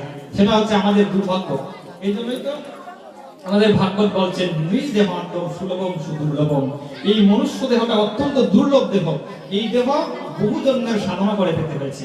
এই দেহ যদি একবার আমার কাছ থেকে চলে যায়, আমাদের শাস্ত্রকার বলছেন পরবর্তী জন্মে তোমাকে আবার বৃক্ষলতা কৃমিকে বিভিন্ন জনিতে আসতে হবে। 84 লক্ষ জনি ভ্রমণ করে এই মনুষ্য দেহ আমরা পেয়েছি। তাহলে কত জন্ম জন্মান্তর, কত মশামাছি, বৃক্ষলতা কৃমি কীট হয়ে এসেছি, এই জন্ম জন্মান্তর পেরিয়ে এই মনুষ্য দেহ লাভ করেছি। এই মনুষ্য দেহ লাভ করে যদি আজও নিজের অস্তিত্বকে না জানতে পারলাম, কে আমি, কি আমার পরিচয়, কেন এই জগতের বুকে আমি এসেছি, এই জগতের বুকে এসে আমার মূল কর্তব্য কি, কি নিয়ে এই জগৎ থেকে যাব, এই চিন্তা আমরা কখনো করি না। কি নিয়ে এই জগৎ থেকে যাব, আমি কে, আমার পরিচয় কি, মূল পরিচয় কি, আমি কোথায় থেকে আসলাম, আবার কোথায় যাব, এই জগতের বুকে আমার কি করা প্রয়োজন, কেন আমি এই জগতের বুকে আসলাম, এই তত্ত্ব যে জানে না, আমাদের শাস্ত্রকার বলছেন, মনুসংহিতা বলছেন, সে তো পশুর চেয়ে অধম। পশুও 4টা কার্য করে, মানুষও 4টা কার্য করে। একটা পশু কি করে, দিন থেকে রাত পর্যন্ত খাদ্যের জন্য সংস্থান করে, খাদ্য আহার। একটা কুকুর দিন থেকে রাত পর্যন্ত কি করছে, আহারের জন্য সংস্থান করছে, ওই জায়গা থেকে ওই জায়গা দৌড়ে বেড়াচ্ছে। একটা কুকুর, বিড়াল, যে সকল পশু পাখিরা রয়েছে, দিন থেকে রাত পর্যন্ত আহারের জন্য, খাদ্যের জন্য দৌড়াচ্ছে। একটা মানুষ কি করছে, মানুষের উদর পূরণের জন্য, পেট ভর্তি করার জন্য, আহার করার জন্য দিন থেকে রাত পর্যন্ত চাকরি করছে, ব্যবসা করছে, বাণিজ্য করছে, সংসারের জন্য কোনো না কোনো কিছু করছে। তাহলে একটা পশু একটা মানুষের মধ্যে কোনো পার্থক্য নেই। তারপর বলছেন আহার নিদ্রা। একটা মানুষ কি হয়, খাওয়ার শেষে একটা নির্দিষ্ট সময়ে সে ঘুমায়, যেমন রাত্রিবেলা সে ঘুমায়, নির্দিষ্ট সময়ে সে ঘুম যায়। একটা পশু নির্দিষ্ট সময়ে শীত করে, ঘুমায়। তাহলে মানুষ আর পশুর মধ্যে কোনো পার্থক্য নেই। তারপর হচ্ছে আহার নিদ্রা ভয় মৃত্যু। ভয়, একটা মানুষেরও কি আছে, মৃত্যু ভয় আছে। কখন জানি মৃত্যু নামক কাল সর্প এসে আমাকে দংশন করে। মৃত্যু প্রতিনিয়ত প্রত্যেকটা জীবের পিছনে ধাওয়া করছে, প্রত্যেকটা জীবের পিছনে ধাওয়া করছে। যার যতদিন পরমায়ু আছে ততদিন পর্যন্ত সেই এই জগতের বুকে বেঁচে থাকবে। যখন পরমায়ু শেষ হয়ে যাবে, মৃত্যু নামক কাল সর্প এসে তাকে দংশন করে দেবে। তাহলে মৃত্যু, সবারই মৃত্যু বয়ে আছে। একটা মানুষেরও মৃত্যু বয়ে আসে, একটা পশুরও মৃত্যু বয়ে আসে। অপর একটা পশু তার উপর আঘাত করবে, হরিণ চিন্তা করে ভাগ দিয়ে এসে আমাকে খেয়ে ফেলে। তো প্রত্যেকটা পশুরই একটা মৃত্যু হয়ে আছে, কখন যেন তার মৃত্যু হয়ে যায়, তারও মৃত্যু হবে, মানুষেরও মৃত্যু হবে। তাহলে এটা মানুষ আর একটা পশুর মধ্যে কি পার্থক্য রইল? কোনো পার্থক্য নেই। একটা মানুষ কি করে, নতুন বংশ বিস্তার, আরো সন্তানের উৎপাদন হয়। সন্তানের উৎপাদন হয় না? মানুষও সন্তানাদি উৎপাদন করে, একটা পশু সন্তানাদি উৎপাদন করে। একটা পশুও তার মৈথুন কার্য রয়েছে, তিনি মৈথুন কার্যের দ্বারা সন্তানাদি উৎপাদন করে, তারও বাচ্চা কাচ্চা হয়। তাহলে একটা মানুষ আর একটা পশুর মধ্যে কি পার্থক্য রইল? এই জন্যই মনুসংহিতা বলছেন একটা মানুষেরও 4টা গুণাবলী রয়েছে, একটা পশুরও 4টা গুণাবলী রয়েছে। তাহলে মানুষ আর পশু হচ্ছে সমতুল্য, সমান। কিন্তু মানুষের একটা জিনিস আছে, সেটা হলো কি? বিবেক, হুঁশ, জ্ঞান। যে মানুষের হুঁশ নেই, যে মানুষের বিবেক নেই, যে ভগবান আমাকে কেন জগতের বুকে পাঠিয়েছেন, কি কারণে পাঠিয়েছেন, এই বিবেক যার মধ্যে আজও জাগ্রত হয়নি, আমি কে নিজেকে যে আজ জানতে পারলো না, যে আমি কে, কেন আমি জগতের বুকে এসেছি, ভগবান কেন আমাকে পাঠিয়েছেন, কি করা আমার জন্য প্রয়োজন, এই তত্ত্ব যে আজও জানতে পারলো না, তিনি হচ্ছে পশু সমতুল্য। আর যে এই তত্ত্বগুলো অবগত হতে পেরেছে, যে আহারে এতটা দিন কি করলাম, মনুষ্য জন্ম পেয়ে আজও ভগবানকে একদিন একটা প্রণাম নিবেদন করলাম না, এই এই এই গ্রামে 9 দিন ব্যাপী গৌর কথা আস্বাদন হচ্ছে, হরিকথা আস্বাদন হচ্ছে, এই হরিকথার আসরে আসার মতো হৃদয় মাঝে আজও ভক্তি জাগলো না। এসে সাধুকে এসে একটা প্রণাম করব, সাধুকে এসে একটা প্রশ্ন জিজ্ঞাসা করব, এখানে ভগবানের আসন দেওয়া হয়েছে, ভগবানের আসনে একটা প্রণাম করব, ভক্তি করব, সেই মন মানসিকতা আমাদের মধ্যে আসে না। সেটা আমাদের দুর্ভাগ্য। যারা ভগবানের ভক্ত হয়, যাদের ভগবানের যারা ভক্ত হয়েছে, ভগবানের ভক্ত হওয়া যদি অত্যন্ত দুর্লভ, আমরা চেষ্টা করছি। আমার কথা বলি, আমি ভক্ত হওয়ার কোনো যোগ্যতা আমার মধ্যে নেই, তথাপি আমি চেষ্টা করছি। কেমন করে চেষ্টা করছি? আপনাদের মধ্যে যারা সাধু ভক্ত বৈষ্ণব যারা রয়েছেন, তাদের চরণ ধরে নিয়ে যদি কোনো এক জন্মে এই অবগদম অবাজনদের সমস্ত মহিলা পরিষ্কার যেদিন হবে, সেদিনই হৃদয় মাঝে কোনো এক জন্মে কৃষ্ণ প্রেম ভক্তি লাভ হতে পারে। সেই আশীর্বাদ আমাকে করবেন, আমি যেন জন্মে জন্মে আপনাদের মতো সাধু ভক্ত বৈষ্ণবদের সঙ্গ করতে পারি, আপনাদের চরণ ধরে নিতে পারি আমার শিরে, সেই আশীর্বাদ আমাকে করবেন। আর কিছু চাই না। এই ধন জন বৃত্ত বৈভব সবকিছু এই জগতেই পড়ে থাকবে, কোনো কিছু নিয়ে যেতে পারবো না। শুধু একটা জিনিসই জগৎ থেকে নিয়ে যাব, সেটা হচ্ছে কর্মফল। সেই কর্মফলটা যেন হয় সৎকর্ম, যেন সৎকর্ম করে ভগবানের কার্য করে যেন এই দেহটা আমি নিপাতিত করতে পারি, এই আশীর্বাদ আমাকে করবেন। আর কোনো কিছু আপনাদের জন্য প্রার্থনা করি না। আর আপনারাও নিজেকে জানার প্রয়াস করুন, কেন এই জগতের বুকে এলাম। তাহলে এই যে বললাম মানুষও 4টা কার্য করে, একটা পশুও 4টা কার্য করে, তাহলে একটা পশু একটা মানুষের মধ্যে কোনো পার্থক্য রইল না। কোনো পার্থক্য আছে কি? আছে? নেই। তাহলে একটা জায়গায় পার্থক্য, ভগবান মানুষকে কি দিয়েছেন? বিবেক দিয়েছেন, জ্ঞান বুদ্ধ দিয়েছেন। কোন জ্ঞান? যে জ্ঞানের দ্বারা মানুষ নিজেকে জানতে পারে, নিজের জ্ঞান চক্ষুকে উন্মোলিত করতে পারে। গতকালকের আগের দিন আলোচনা করেছিলাম, বলেছিলাম যে মানুষের চক্ষু কয়টা? কয়টা চক্ষু আছে মানুষের? বাবারা, মায়েরা বলুন, কেউ যদি জানা থাকে বলুন। কয়টা? 3টা। কি কি চক্ষু? জ্ঞান চক্ষু একটা। এই যে আমাদের 2টা চর্মচক্ষু আছে, এই 2টা চর্মচক্ষু আর হচ্ছে জ্ঞান চক্ষু। জ্ঞান চক্ষুটা যতদিন পর্যন্ত না খুলে, ততদিন পর্যন্ত আমাদের স্বরূপ আমরা চিনতে পারি না যে আমি কে। এই জন্য তো গুরু প্রণাম মন্ত্রে বলা হয়েছে, ওম জ্ঞান তিমিরান্ধস্য জ্ঞানাম জনশলাকয়া চক্ষুরুন্মিলিতম যেন তস্মৈ শ্রী গুরুদেব নমঃ। এই যে শ্লোকটা এখানে বলা হয়েছে, বলেছে ওম জ্ঞান তিমিরান্ধস্য, এই গুরুদেব আমি অজ্ঞান অন্ধকারে পড়ে আছি, তিমির অন্ধকারে। তিমি মাছ দেখেছেন? বিশাল আকার। এই জগতের বুকে সবচেয়ে বড় যদি কোনো প্রাণী থাকে, সেটা হচ্ছে নীল তিমি। এর চেয়ে বড় কোনো প্রাণী নেই। তো নীল তিমির পেটের ভিতরে আপনি যদি চলে যান আর বের হতে পারবেন না। বলছেন এই এই জগৎ সংসারটা হচ্ছে একটা তিমি। এই তিমি মাছ আমাদের, আমরা তিমি মাছের ভিতরে আছি, তার ভিতরে আমরা পড়ে রয়েছি, আমরা জানতে পারছি না নিজের স্বরূপ। এই জ্ঞান চক্ষু আজও উদিত হয়নি, তাই আমরা অন্ধকারে পড়ে রয়েছি। অন্ধকারে পড়ে আমরা সংসার সমুদ্রে ডুবে যাচ্ছি প্রতিনিয়ত। তো বলছেন ওহে গুরুদেব, আপনার কাছে একটাই প্রার্থনা, আপনি জ্ঞান অঞ্জন শলা কথা। কোন জ্ঞান? কোন জ্ঞানের কথা বলা হয়েছে? কোন জ্ঞান? বলছেন ভগবত জ্ঞান, পারমার্থিক জ্ঞান, দিব্য জ্ঞান। আপনি আমাকে দিব্য জ্ঞান, এই যে ভগবানের কথা, এই ভগবানের কথাই হচ্ছে দিব্য জ্ঞান। এই জ্ঞান দ্বারা আপনি আমার অন্তরের সমস্ত ময়লাকে, সমস্ত আবর্জনাকে, সমস্ত অন্ধকারকে আপনি দূরীভূত করে দিন, কৃপা করে দূরীভূত করে দিয়ে আমার হৃদয়ের মাঝে আপনি কৃষ্ণ প্রেম ভক্তির বীজ বপন করে দিন। এই শ্লোকে এটাই বলা হয়েছে, জ্ঞান অঞ্জন শলাক দ্বারা, জ্ঞান অঞ্জন শলাক হয়ে যায় চক্ষুরুন্মিলিতম যেন তস্মৈ শ্রী গুরুদেব নমঃ। বলছেন ওহে গুরুদেব, আপনার কাছে আমি বারংবার প্রণাম করছি, বারংবার আপনার চরণে প্রণতি জ্ঞাপন করছি, আপনি কৃপা করে আমার এই অন্ধকার দূরীভূত করে দিয়ে কৃষ্ণ প্রেম ভক্তির বীজ বপন করে দিন। এই কৃষ্ণ প্রেম ভক্তির বীজ বপন করতে পারেন কে? শ্রী গুরুদেব। বলছিলাম না যে গুরুদেব হচ্ছেন প্রেম কল্পতরু, যিনি আমাদেরকে কৃষ্ণ প্রেম ধন দিতে পারেন। কৃষ্ণ প্রেম ধন বিনা দরিদ্র এই জীবন, এটা বলেছিলাম যে দাস করি বেতন মরে দেখো কৃষ্ণজন, তো তিনিই পারেন আমাদেরকে এই কৃষ্ণ প্রেমদন দিতে, যে কৃষ্ণ প্রেমদন দেওয়ার জন্য এই গৌর সুন্দর এই জগতের বুকে প্রকটিত হয়েছেন।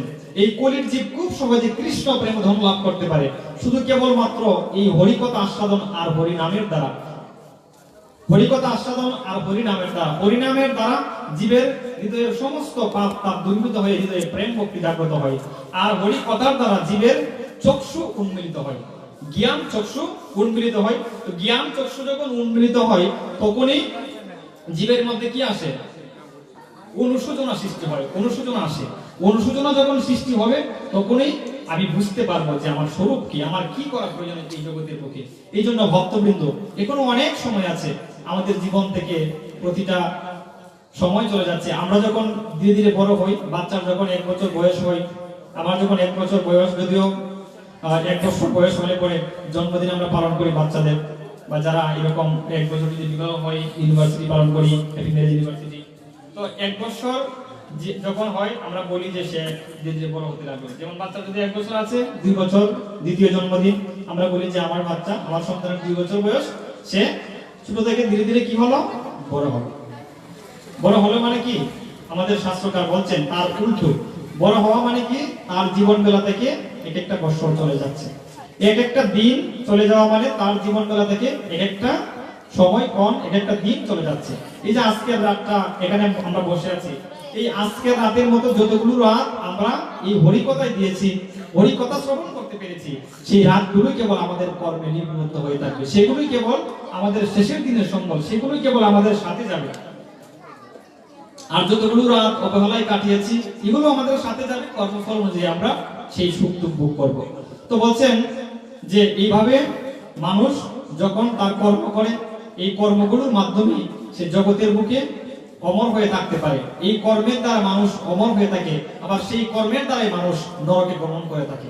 এই জগতের বুকে যারা মহামানব হয়েছেন, যারা মহাপুরুষ হয়েছেন, দেখুন মহাপ্রভুর যারা পার্শ্বদ বৃন্দ যারা জগতের বুকে যারা প্রকটিত হয়েছেন, এই যে আপনারা যে স্থানে অবস্থান করছেন, এই মুরারি গুপ্তের যে স্থান, এটা সাধারণ কোন স্থান নয়। যিনি ত্রেতা যুগের হনুমান ছিলেন, সেই হনুমানই এই কলি যুগে মুরারি গুপ্ত রূপে আপনাদের এই গুপ্তপাড়ায় তিনি আবির্ভূত হয়েছেন। যদিও আমরা তাকে অনেকেই চিনি না, অনেকেই চিনি না মুরারি গুপ্তকে। সেই মুরারি গুপ্ত ছিলেন ত্রেতা যুগের হনুমান।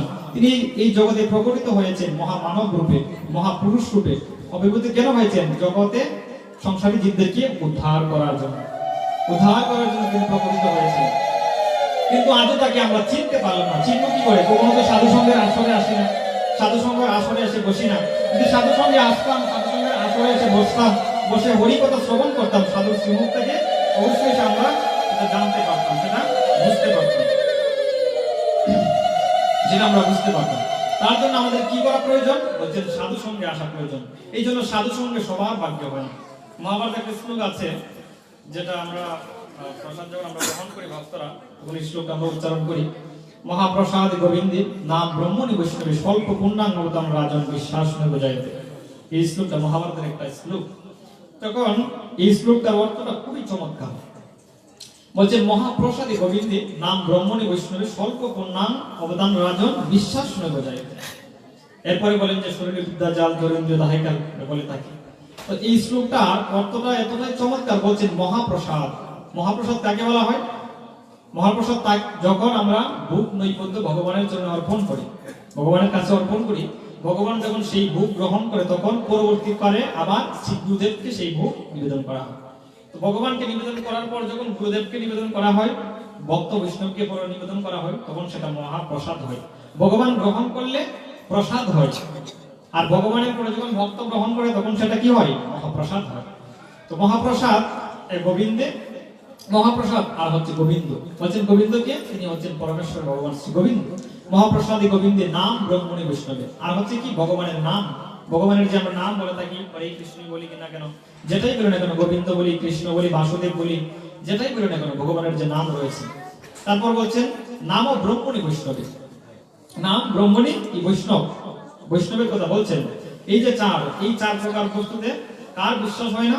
বলছেন যার অল্প পুণ্য রয়েছে, অল্প স্বল্প পুণ্য যার রয়েছে, স্বল্প পুণ্য থাকলেও জীবের কখনো ভগবানের মহাপ্রসাদের প্রতি বিশ্বাস আসবে না। তারপর ভগবানের নামের প্রতি বিশ্বাস আসবে না, বৈষ্ণবের প্রতি বিশ্বাস আসবে না, ভগবানের প্রতি বিশ্বাস আসবে না, নাম ব্রহ্মণে বৈষ্ণব, ভগবানের প্রতি বিশ্বাস আসবে না। তো আমরা যারা এখানে উপস্থিত হয়েছি, আমরা যারা এখানে ভগবানের কথা আস্বাদন করার নিমিত্তে এই নবসৃষ্ট বৃন্দাবন ধামে এসেছি, তাহলে সেই দিক থেকে আমরা অত্যন্ত সৌভাগ্যবান। আমরা বহুজনের সুকৃতি লাভ করেছি। বহুজনের সুকৃতি যখন থাকে তখনই জীব এই সাধু সঙ্গের আসরে এসে সাধুর শ্রীমুখ থেকে হরিকথা শ্রবণ করে। সাধুর শ্রীমুখ থেকে হরিকথা শ্রবণ করলে কি হয়? আমরা যখন দেবদেবীর পূজা অর্চনা করি, দেবদেবীর যারা আমরা যখন বিভিন্ন ধর্ম অনুষ্ঠান করি, যেমন কালী পূজা রয়েছে, দুর্গা পূজা রয়েছে, তারপর শিবের আরাধনা যখন আমরা করি, সেটা তো আর সবসময় হয় না, বছরে একবার হয়। শিব পূজা বছরে একবার হয়, হ্যাঁ, ফাল্গুন তিথিতে একটা। তো দুর্গা পূজা বছরে একবার হয়, কালী পূজা বছরে একবার হয়, সরস্বতী দেবীর পূজা বছরে একবার হয়, তাই না? তো একবার এরকম যে সকল ধর্ম অনুষ্ঠান রয়েছে, এই ধর্ম অনুষ্ঠানগুলো যখন আমরা পালন করি, আমাদের শাস্ত্র সিদ্ধান্ত দিয়েছেন ভাগবত, যে যখন আমরা এই ধর্ম অনুষ্ঠানগুলি পালন করি তখন আমাদের কি হয়? পুণ্য সঞ্চয় হয়, পুণ্য সঞ্চয় হয়। দেবদেবীর আরাধনা করলে কি হয়? পুণ্য সঞ্চয় হয়। তারপর আমাদের মায়েরা যারা বেশি বেশি ব্রত করে, বিপত্তারিণী ব্রত, বিপদনাশিনী ব্রত, মায়েদের উপর ব্রত বেশি, বিভিন্ন ব্রত করে। তো এই সকল ব্রত কেন করি? মনের কামনা বাসনা পূর্ণ করার জন্য। বিপত্তারিণী ব্রত সংসারের বিপদ থেকে উদ্ধার করার জন্য, মা তারণ করবে বিপদ থেকে। এরপরে বিপদনাশিনী ব্রত, বিপদনাশিনী যিনি মা রয়েছে তিনি বিপদকে নাশ করেন। এরকম অনেক ব্রত হয়েছে, মায়েরা অনেক ব্রত করে। তো এই ব্রতগুলো করলে কি হয়? জীবের বলছে মঙ্গল হয়। মঙ্গল হয়, সেটা কিসের কারণে মঙ্গল হয়? মাই তাকে মঙ্গল করে, এই দেবদেবীরা তাকে মঙ্গল প্রদান করে। যখন দেবদেবীরা এই ব্রত করলে সন্তুষ্ট হয়, তো এই ব্রত করলে, এই দেবদেবীর আরাধনা করলে জীবের কি হয়? পুণ্য লাভ হয়। আর পুণ্য কি হয়? পুণ্য কি হয়? নষ্ট হয়ে যায়। আমাদের শাস্ত্রকার বলছেন এবং গীতায় ভগবান বলছেন, ব্রহ্ম ভুবনাৎ লোকা পুনঃ আবর্তন অর্জুন মামভেত্ত তু কন্তেয় পুনর্জন্ম ন বিদ্যতে। ভগবান বলছেন এই লোক থেকে ব্রহ্মলোক অর্জুন তুমি যত লোকই যাও না কেন, আবার তোমাকে জগৎ সংসারে ফিরে আসতে হবে।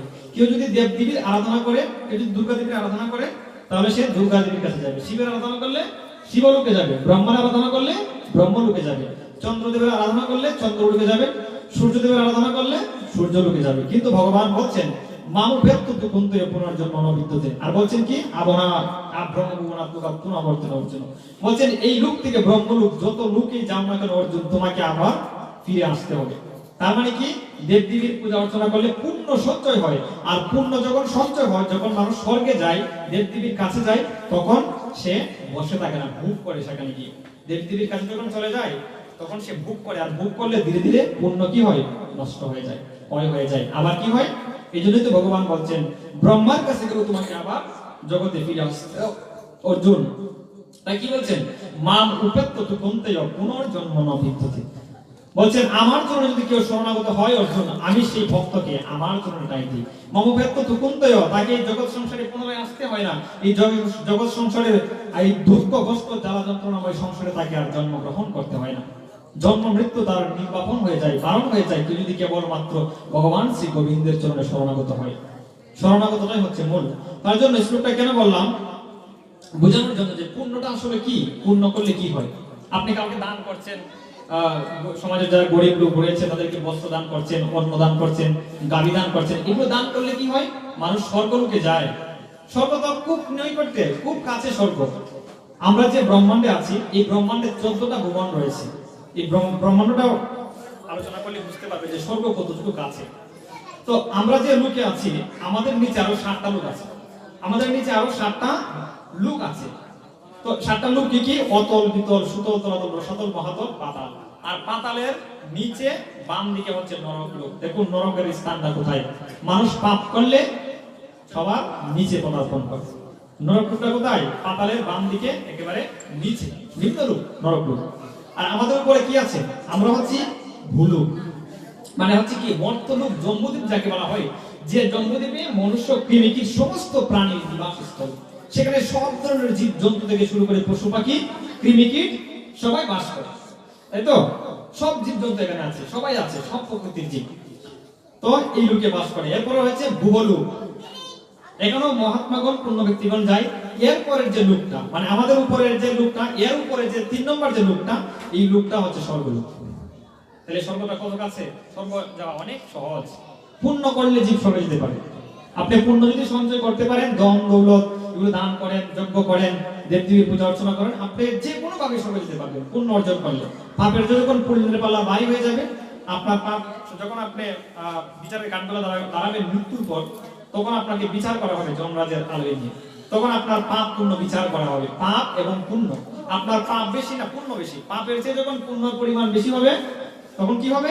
আপনাকে ওই স্থানে নিয়ে যাওয়া হবে। স্বর্গে যদি নিয়ে যাওয়ার মতো যোগ্য হন, তাহলে স্বর্গে নিয়ে যাবে, দেবদেবী আসবে, দেবদূতগণ। আর যদি পাপের পুণ্যের চেয়ে পাপ বেশি হয়, তাহলে আপনাকে নরকে নিয়ে যাওয়া হবে। এটাই হচ্ছে শাস্ত্রের বিধান। তো বলছেন পুণ্য করলে জীবের পুণ্য নষ্ট হয়ে যায়।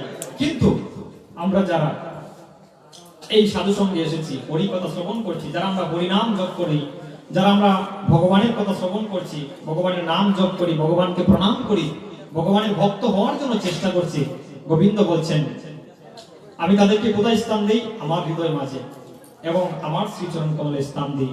যে শ্রীচরণ কমল লাভ করার জন্য যুগী ঋষিমুনিরা যুগ যুগ তপস্যা করছে, যুগী ঋষিমুনি আদি সবাই তপস্যা করছে ভগবানের চরণ লাভ করার জন্য, যুগ যুগ ধ্যান করছে। যে যুগ যুগ ধ্যান করে ভগবানকে তারা উপলব্ধি করতে পারে না, সেই চরণ আমি আমার ভক্তকে খুব সহজে দিয়ে দিই। এর চেয়ে কত সুন্দর কথা আছে? আর সুন্দর কথা ভগবান বলছেন সবকিছু পরিত্যাগ করে আমার শরণাগত হও, আমি তোমাকে সমস্ত পাপ থেকে মুক্ত করবো অর্জুন, কোনো ভয় নেই তোমার। আরে কোনো ভয় নেই, ভক্তের আমার ভয় কিসের? এই জন্য তো ভগবান গীতায় সপ্তম অধ্যায় জ্ঞান বিজ্ঞান যুগে বলছেন, অর্জুন ভগবানকে জিজ্ঞাসা করলেন। অর্জুন ভগবানকে কি জিজ্ঞাসা করলেন? অর্জুন বলছেন এ হয়ে গোবিন্দ, কোন ভক্ত যদি এই জন্মে তোমাকে লাভ করতে না পারে, কোন ভক্ত যদি এই জন্মে তোমাকে লাভ করতে না পারে, তাহলে তার গতি কি হবে? তুমি বলে দাও, এই যুগবস্ত্র ব্যক্তির গতি কি হবে? তখন অর্জুনের প্রত্যুত্তরে ভগবান বলছেন অর্জুনকে, ওহে অর্জুন তুমি শুনে রাখো, আমার ভক্তের কোনো বিনাশ নেই। কিপ্রম ভক্তি ধর্মাত্মা শস্য শান্তি নিগচ্ছতি কুন্তয় প্রতি জানিকে নমে ভক্ত বনস্পতি। তুমি দীপ্ত কণ্ঠে ঘোষণা করে দাও, ওহে অর্জুন এই জগৎ সংসারে আমার ভক্তির কখনো বিনাশ হয় না, আমার ভক্তকে আমি সর্বদা রক্ষা করে থাকি। আমার যারা ভক্ত হয়, আমার ভক্তকে আমি আগামী জন্মে আবার শ্রীমান ধনী ব্যক্তির পিঠে জন্ম দেব। কোন ধনী? ওই যে বলছিলাম যে কৃষ্ণ প্রমোদিনমিনা দরিদ্র জীবন, যিনি কৃষ্ণ প্রেমধন লাভ করেছেন, সেই কৃষ্ণ ধনে ধনী একজন প্রকৃত বৈষ্ণবের দিকে তার জন্ম হবে, যিনি ভক্ত পরিবারে জন্ম হবে। আচ্ছা দেখুন, চিন্তা করে মহাপ্রভুর যে বাণী রয়েছে, পৃথিবীতে আছে যত নগর আদি গ্রাম সর্বত্র প্রচারিত হইতে নাম। মহাপ্রভুর যে বাণী, কি সুন্দর বাণী দিয়ে গেছেন মহাপ্রভু। আজকে এই বাণী সফল হতে যাচ্ছে, সারা বিশ্বে আজকে কৃষ্ণ প্রেমের প্লাবন উঠছে। বিশ্বের যারা পাশ্চাত্য দেশ রয়েছে, যারা পশুর মতো জীবনযাপন করতো, একদম পশুর মতো, যারা নর পিচাচের মতো জীবনযাপন, মাংস মদ্য নিয়ে যারা থাকতো, সর্বদা মাংস মদ্য আর কামনা বাসনা লালসা নিয়ে যারা থাকতো, যৌন সঙ্গ নিয়ে, ওই সকল মানুষরা আজকে আমাদের এই মহাপ্রভুর এই ধর্মের পতাকা তলে এসে আজকে তারা কত সুন্দর বস্ত্র পরিধান করছে। যে সকল মানুষরা শর্ট কাপড় পরে, ওই সকল মানুষরা আজকে কি করছে? এই ধর্মের পতাকা তলে আসে, তারা আজকে এই সুন্দর পোশাক পরিধান করছে, কৃষ্ণ প্রসাদ গ্রহণ করছে। তাদের গর্বে যে সকল, তাদের তো বিয়ে হচ্ছে, সন্তানাদি হচ্ছে, ওই সকল সন্তানদের জন্ম থেকে কৃষ্ণ নাম করছে। তাহলে যে মা কৃষ্ণ প্রসাদ গ্রহণ করে, যে মা হরিনাম করে, যে মা একাদশী ব্রত করে, যে মাটা ভগবানের এইরকম সাধুসঙ্গ করে, তার গর্বে কি সাধারণ সন্তান আসবে? এই জন্য কি বলছিলেন, এই জগতে মানুষ 5 প্রকার ঋণ নিয়ে আসে। তো পিতৃমাতৃ যারা পিতা মাতা হয়, সবার ঔরসে মহাপুরুষ আসে না। মহাপুরুষ আনতে হলে গর্বে অনেক জন্য সাধনা করতে হয়। মা এগুলো আলোচনা করবো ধীরে ধীরে। কত সুন্দর কথা ভাগবত বলছে। এই জগতের বুকে পুত্র 5 প্রকার আছে, সন্তান 5 প্রকার হয়। 5 প্রকার সন্তান আছে জগতের বুকে, 5 প্রকার সন্তান। এগুলো আলোচনা করবো ধীরে ধীরে, আরেকদিন যখন আলোচনা প্রেক্ষিতে আসবে। 5 প্রকার সন্তান কি কি, কোন সন্তান লাভ করলে পিতা মাতার মুক্তি হয়ে যায়। এই জন্য যারা আয়োজনকারী ভক্তবৃন্দ, তারা ধন্যাতি ধন্য।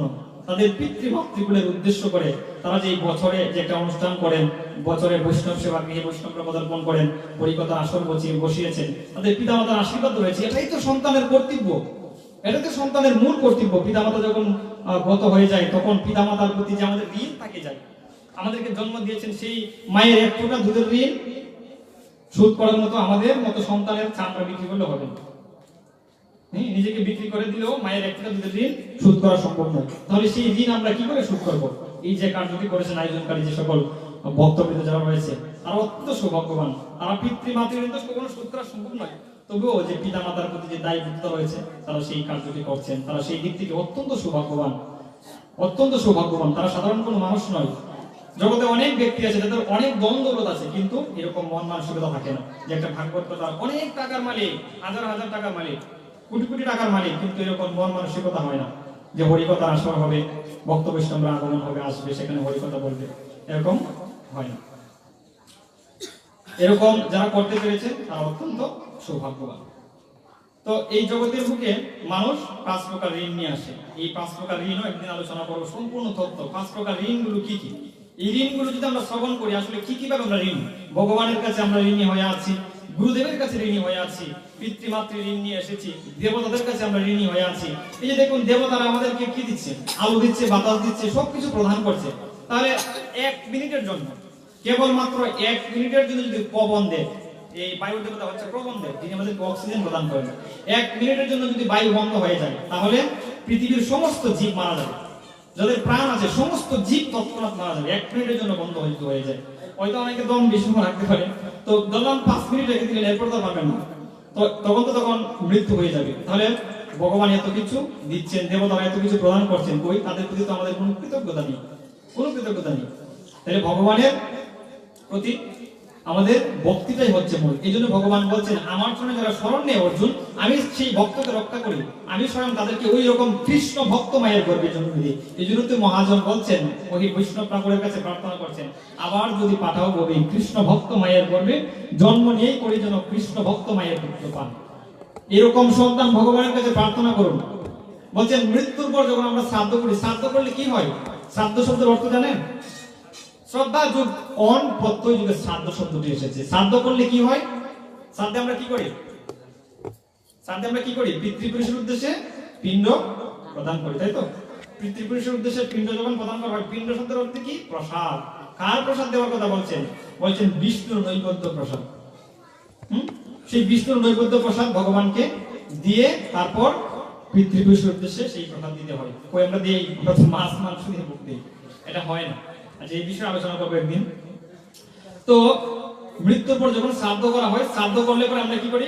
অন্নদান করি। ব্রাহ্মণকে করি না অন্নদান করি। তারপর কি করি? গোদান করি, স্বর্ণদান করি না, অর্থদান করি। এই দানগুলো করলে আমি বলেছিলাম না যে দান যখন করে তখন মানুষের পুণ্য সঞ্চয় হয়। আপনি পিতৃপুরুষের উদ্দেশ্যে যখন দান করবেন, এই দানগুলো করলে পিতৃপুরুষের কিছুটা মঙ্গল হয়ে থাকে। ওই যে পুণ্যটা হয়, এই পুণ্যের প্রবেশে কিছু নরক থেকে উদ্ধার হতে পারে। আমাদের শ্রীমদ্ ভাগবতে 28টি নরকের কথা উত্থাপন করেছে। 28টি নরকের মধ্যে 1000 কতটা কুণ্ড আছে, নরক কুণ্ড। 28টা নরক আর 1008 কতটা কুণ্ড আছে। তাহলে কতগুলো নরক, আমরা কত পাপ করছি প্রতিদিন। এই পাপের কারণে আমাদেরকে যে কোনো একটা নরকে যেতে হবে। তো এক একটা নরক থেকে হয়তো সে এই দানের কারণে উদ্ধার হতে পারে, কিন্তু প্রকৃতি সে কি করে উদ্ধার হয়? এই প্রকৃতি উদ্ধার করার জন্য এরকম হরিকথা আসার বসাতে হবে। এটা আমাদের শ্রীমদ্ ভাগবতে গোকর্ণ উপাখ্যানে কত সুন্দর। একজন পিশাচ পর্যন্ত, একজন রাক্ষস জনিতে জন্ম নিয়েছেন, পিশাচ জনিতে, মৃত্যুর পর ভূত প্রেত হয়ে জন্ম নিয়েছেন।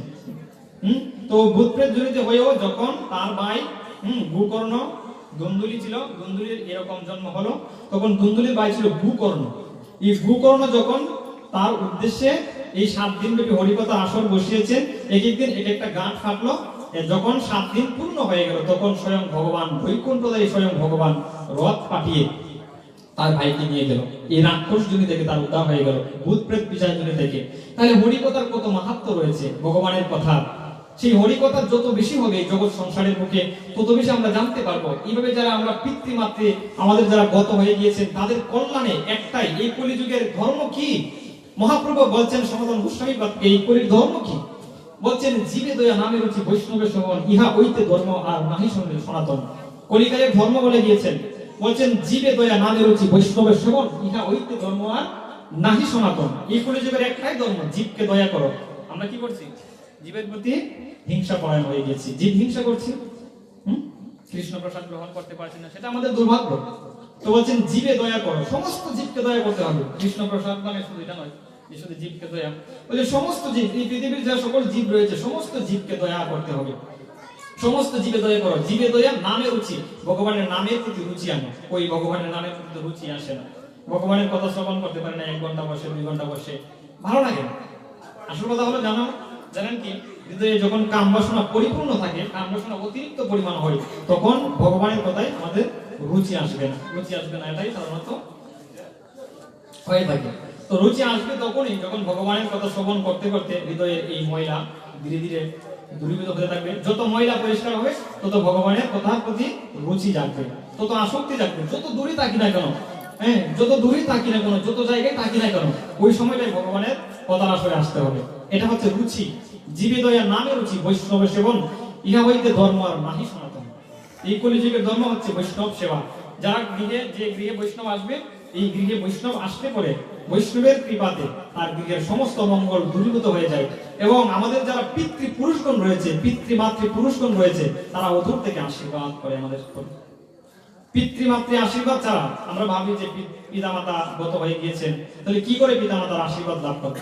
পিতামাতারা অধূর থেকে আশীর্বাদ করে, ওই উপর লোক থেকে। যখন তারা পূর্ণ লোকে চলে যায়, পূর্ণ কার্য করে, যখন তারা ওইভাবে চলে যায় ভগবত লোকে, ভগবত লোক থেকে তারা দেখেন যে আমার যারা অনুসারী রয়েছে, আমার যারা পুত্র এরকম যারা নাতিপুতি যারা রয়েছেন, তারা আমাদের উদ্দেশ্যে কি করছেন, এগুলো দেখে পিতৃমাতৃ এবং পরলোকগত পিতৃপুরুষরা আমাদেরকে আশীর্বাদ বর্ষণ করে।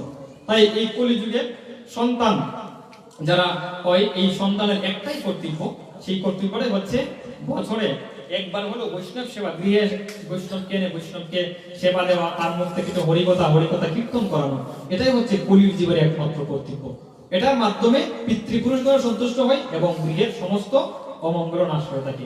কমপক্ষে বছরে একবার হলো গৃহে বৈষ্ণবকে আনবে, একবার হলেও কমপক্ষে। যদিও আমাদের শাস্ত্র বলছেন 2-3 বার করে আনতে হয় বছরে। যে কোনো বৈষ্ণবকে চেনার তো ক্ষমতা নেই, বৈষ্ণবকে চেনা খুবই দুর্লভ। একজন সাধুকে চেনার মতো ক্ষমতা আমাদের মতো সাধারণ জীবের নেই। যারাই ভগবানের ভক্ত, যারা কৃষ্ণ প্রসাদ গ্রহণ করছেন, যারা ভগবানের নাম জপ করছেন, একাদশী ব্রত অনেক কিছু যারা পালন করছেন, তাদেরকে আমরা সাধারণত ভক্ত বলে দাবি করি। তারা ভক্তের মধ্যে অবশ্যই গণ্য।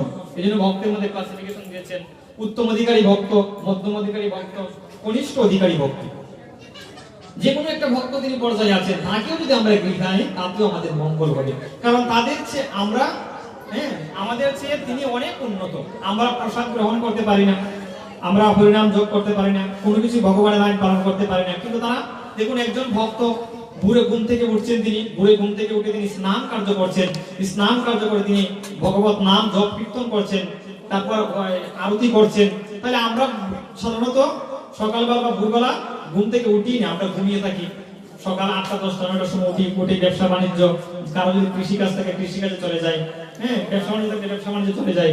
আর একজন ভক্ত কি করে ঘুম থেকে উঠে ভগবানের আরতি করছে, ভগবানকে দর্শন করছে, ভগবানের নাম জপ করছে, ভগবানের পূজা অর্চনা করছে, তাহলে আমাদের থেকে তিনি কি অনেক এগিয়ে আছে।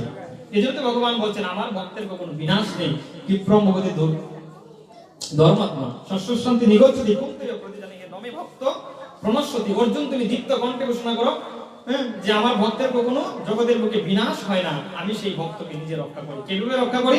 আমার ভক্ত যখন আমার এই যুগ পালন করে, ভক্তি যুগে তিনি যখন আবদ্ধ হয়ে যায়, তখন আমি আবার সেই ভক্তকে একজন কৃষ্ণ ভক্ত মায়ের গর্ভে জন্ম প্রদান করি। আর কৃষ্ণ ভক্ত সবার গর্ভে আসে না, কৃষ্ণ ভক্ত যে গর্ভে এসেছে সেই মা রত্ন গর্ভা, তার জন্ম সার্থক। একজন কৃষ্ণ ভক্তের এতটাই ক্ষমতা। আমাদের প্রহ্লাদ চরিত্র যখন ভাগবত আমরা পড়ি, তখন ভাগবতের প্রহ্লাদ চরিত্রে এত সুন্দর ভাবে সেটা বর্ণনা করেছেন। যখন কোন মায়ের গর্ভে একজন প্রকৃত কৃষ্ণ ভক্তের জন্ম হয়, কৃষ্ণ ভক্ত সে আবির্ভূত হয়, তখন সেই কুলের 21 কুল উদ্ধার হয়ে যায়। পিতৃকুল, মাতৃকুল, শ্বশুরকুল, এই 3 কুলের 21 টোটাল মিলিয়ে 21 কুল উদ্ধার হয়ে যায়।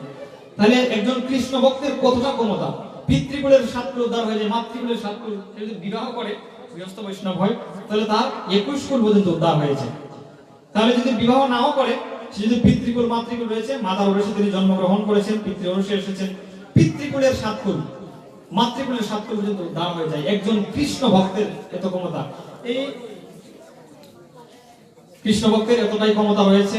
তো এইভাবে যারা আজকে এই মহতী অনুষ্ঠানে যারা উপস্থিত হয়েছেন, সমস্ত গৌর ভক্তবৃন্দ, আপনারা চেষ্টা করবেন, যদিও 7টা থেকে অনুষ্ঠান শুরু হয়ে যায়, সন্ধ্যা আরতি থেকেই অনুষ্ঠান শুরু হয়ে যায়, আপনারা একটু আগে আসার চেষ্টা করবেন। আগে এসে আমরা হরিকথা শ্রবণ করতে পারবো, প্রতিদিন এইভাবে হরিকথা হয়।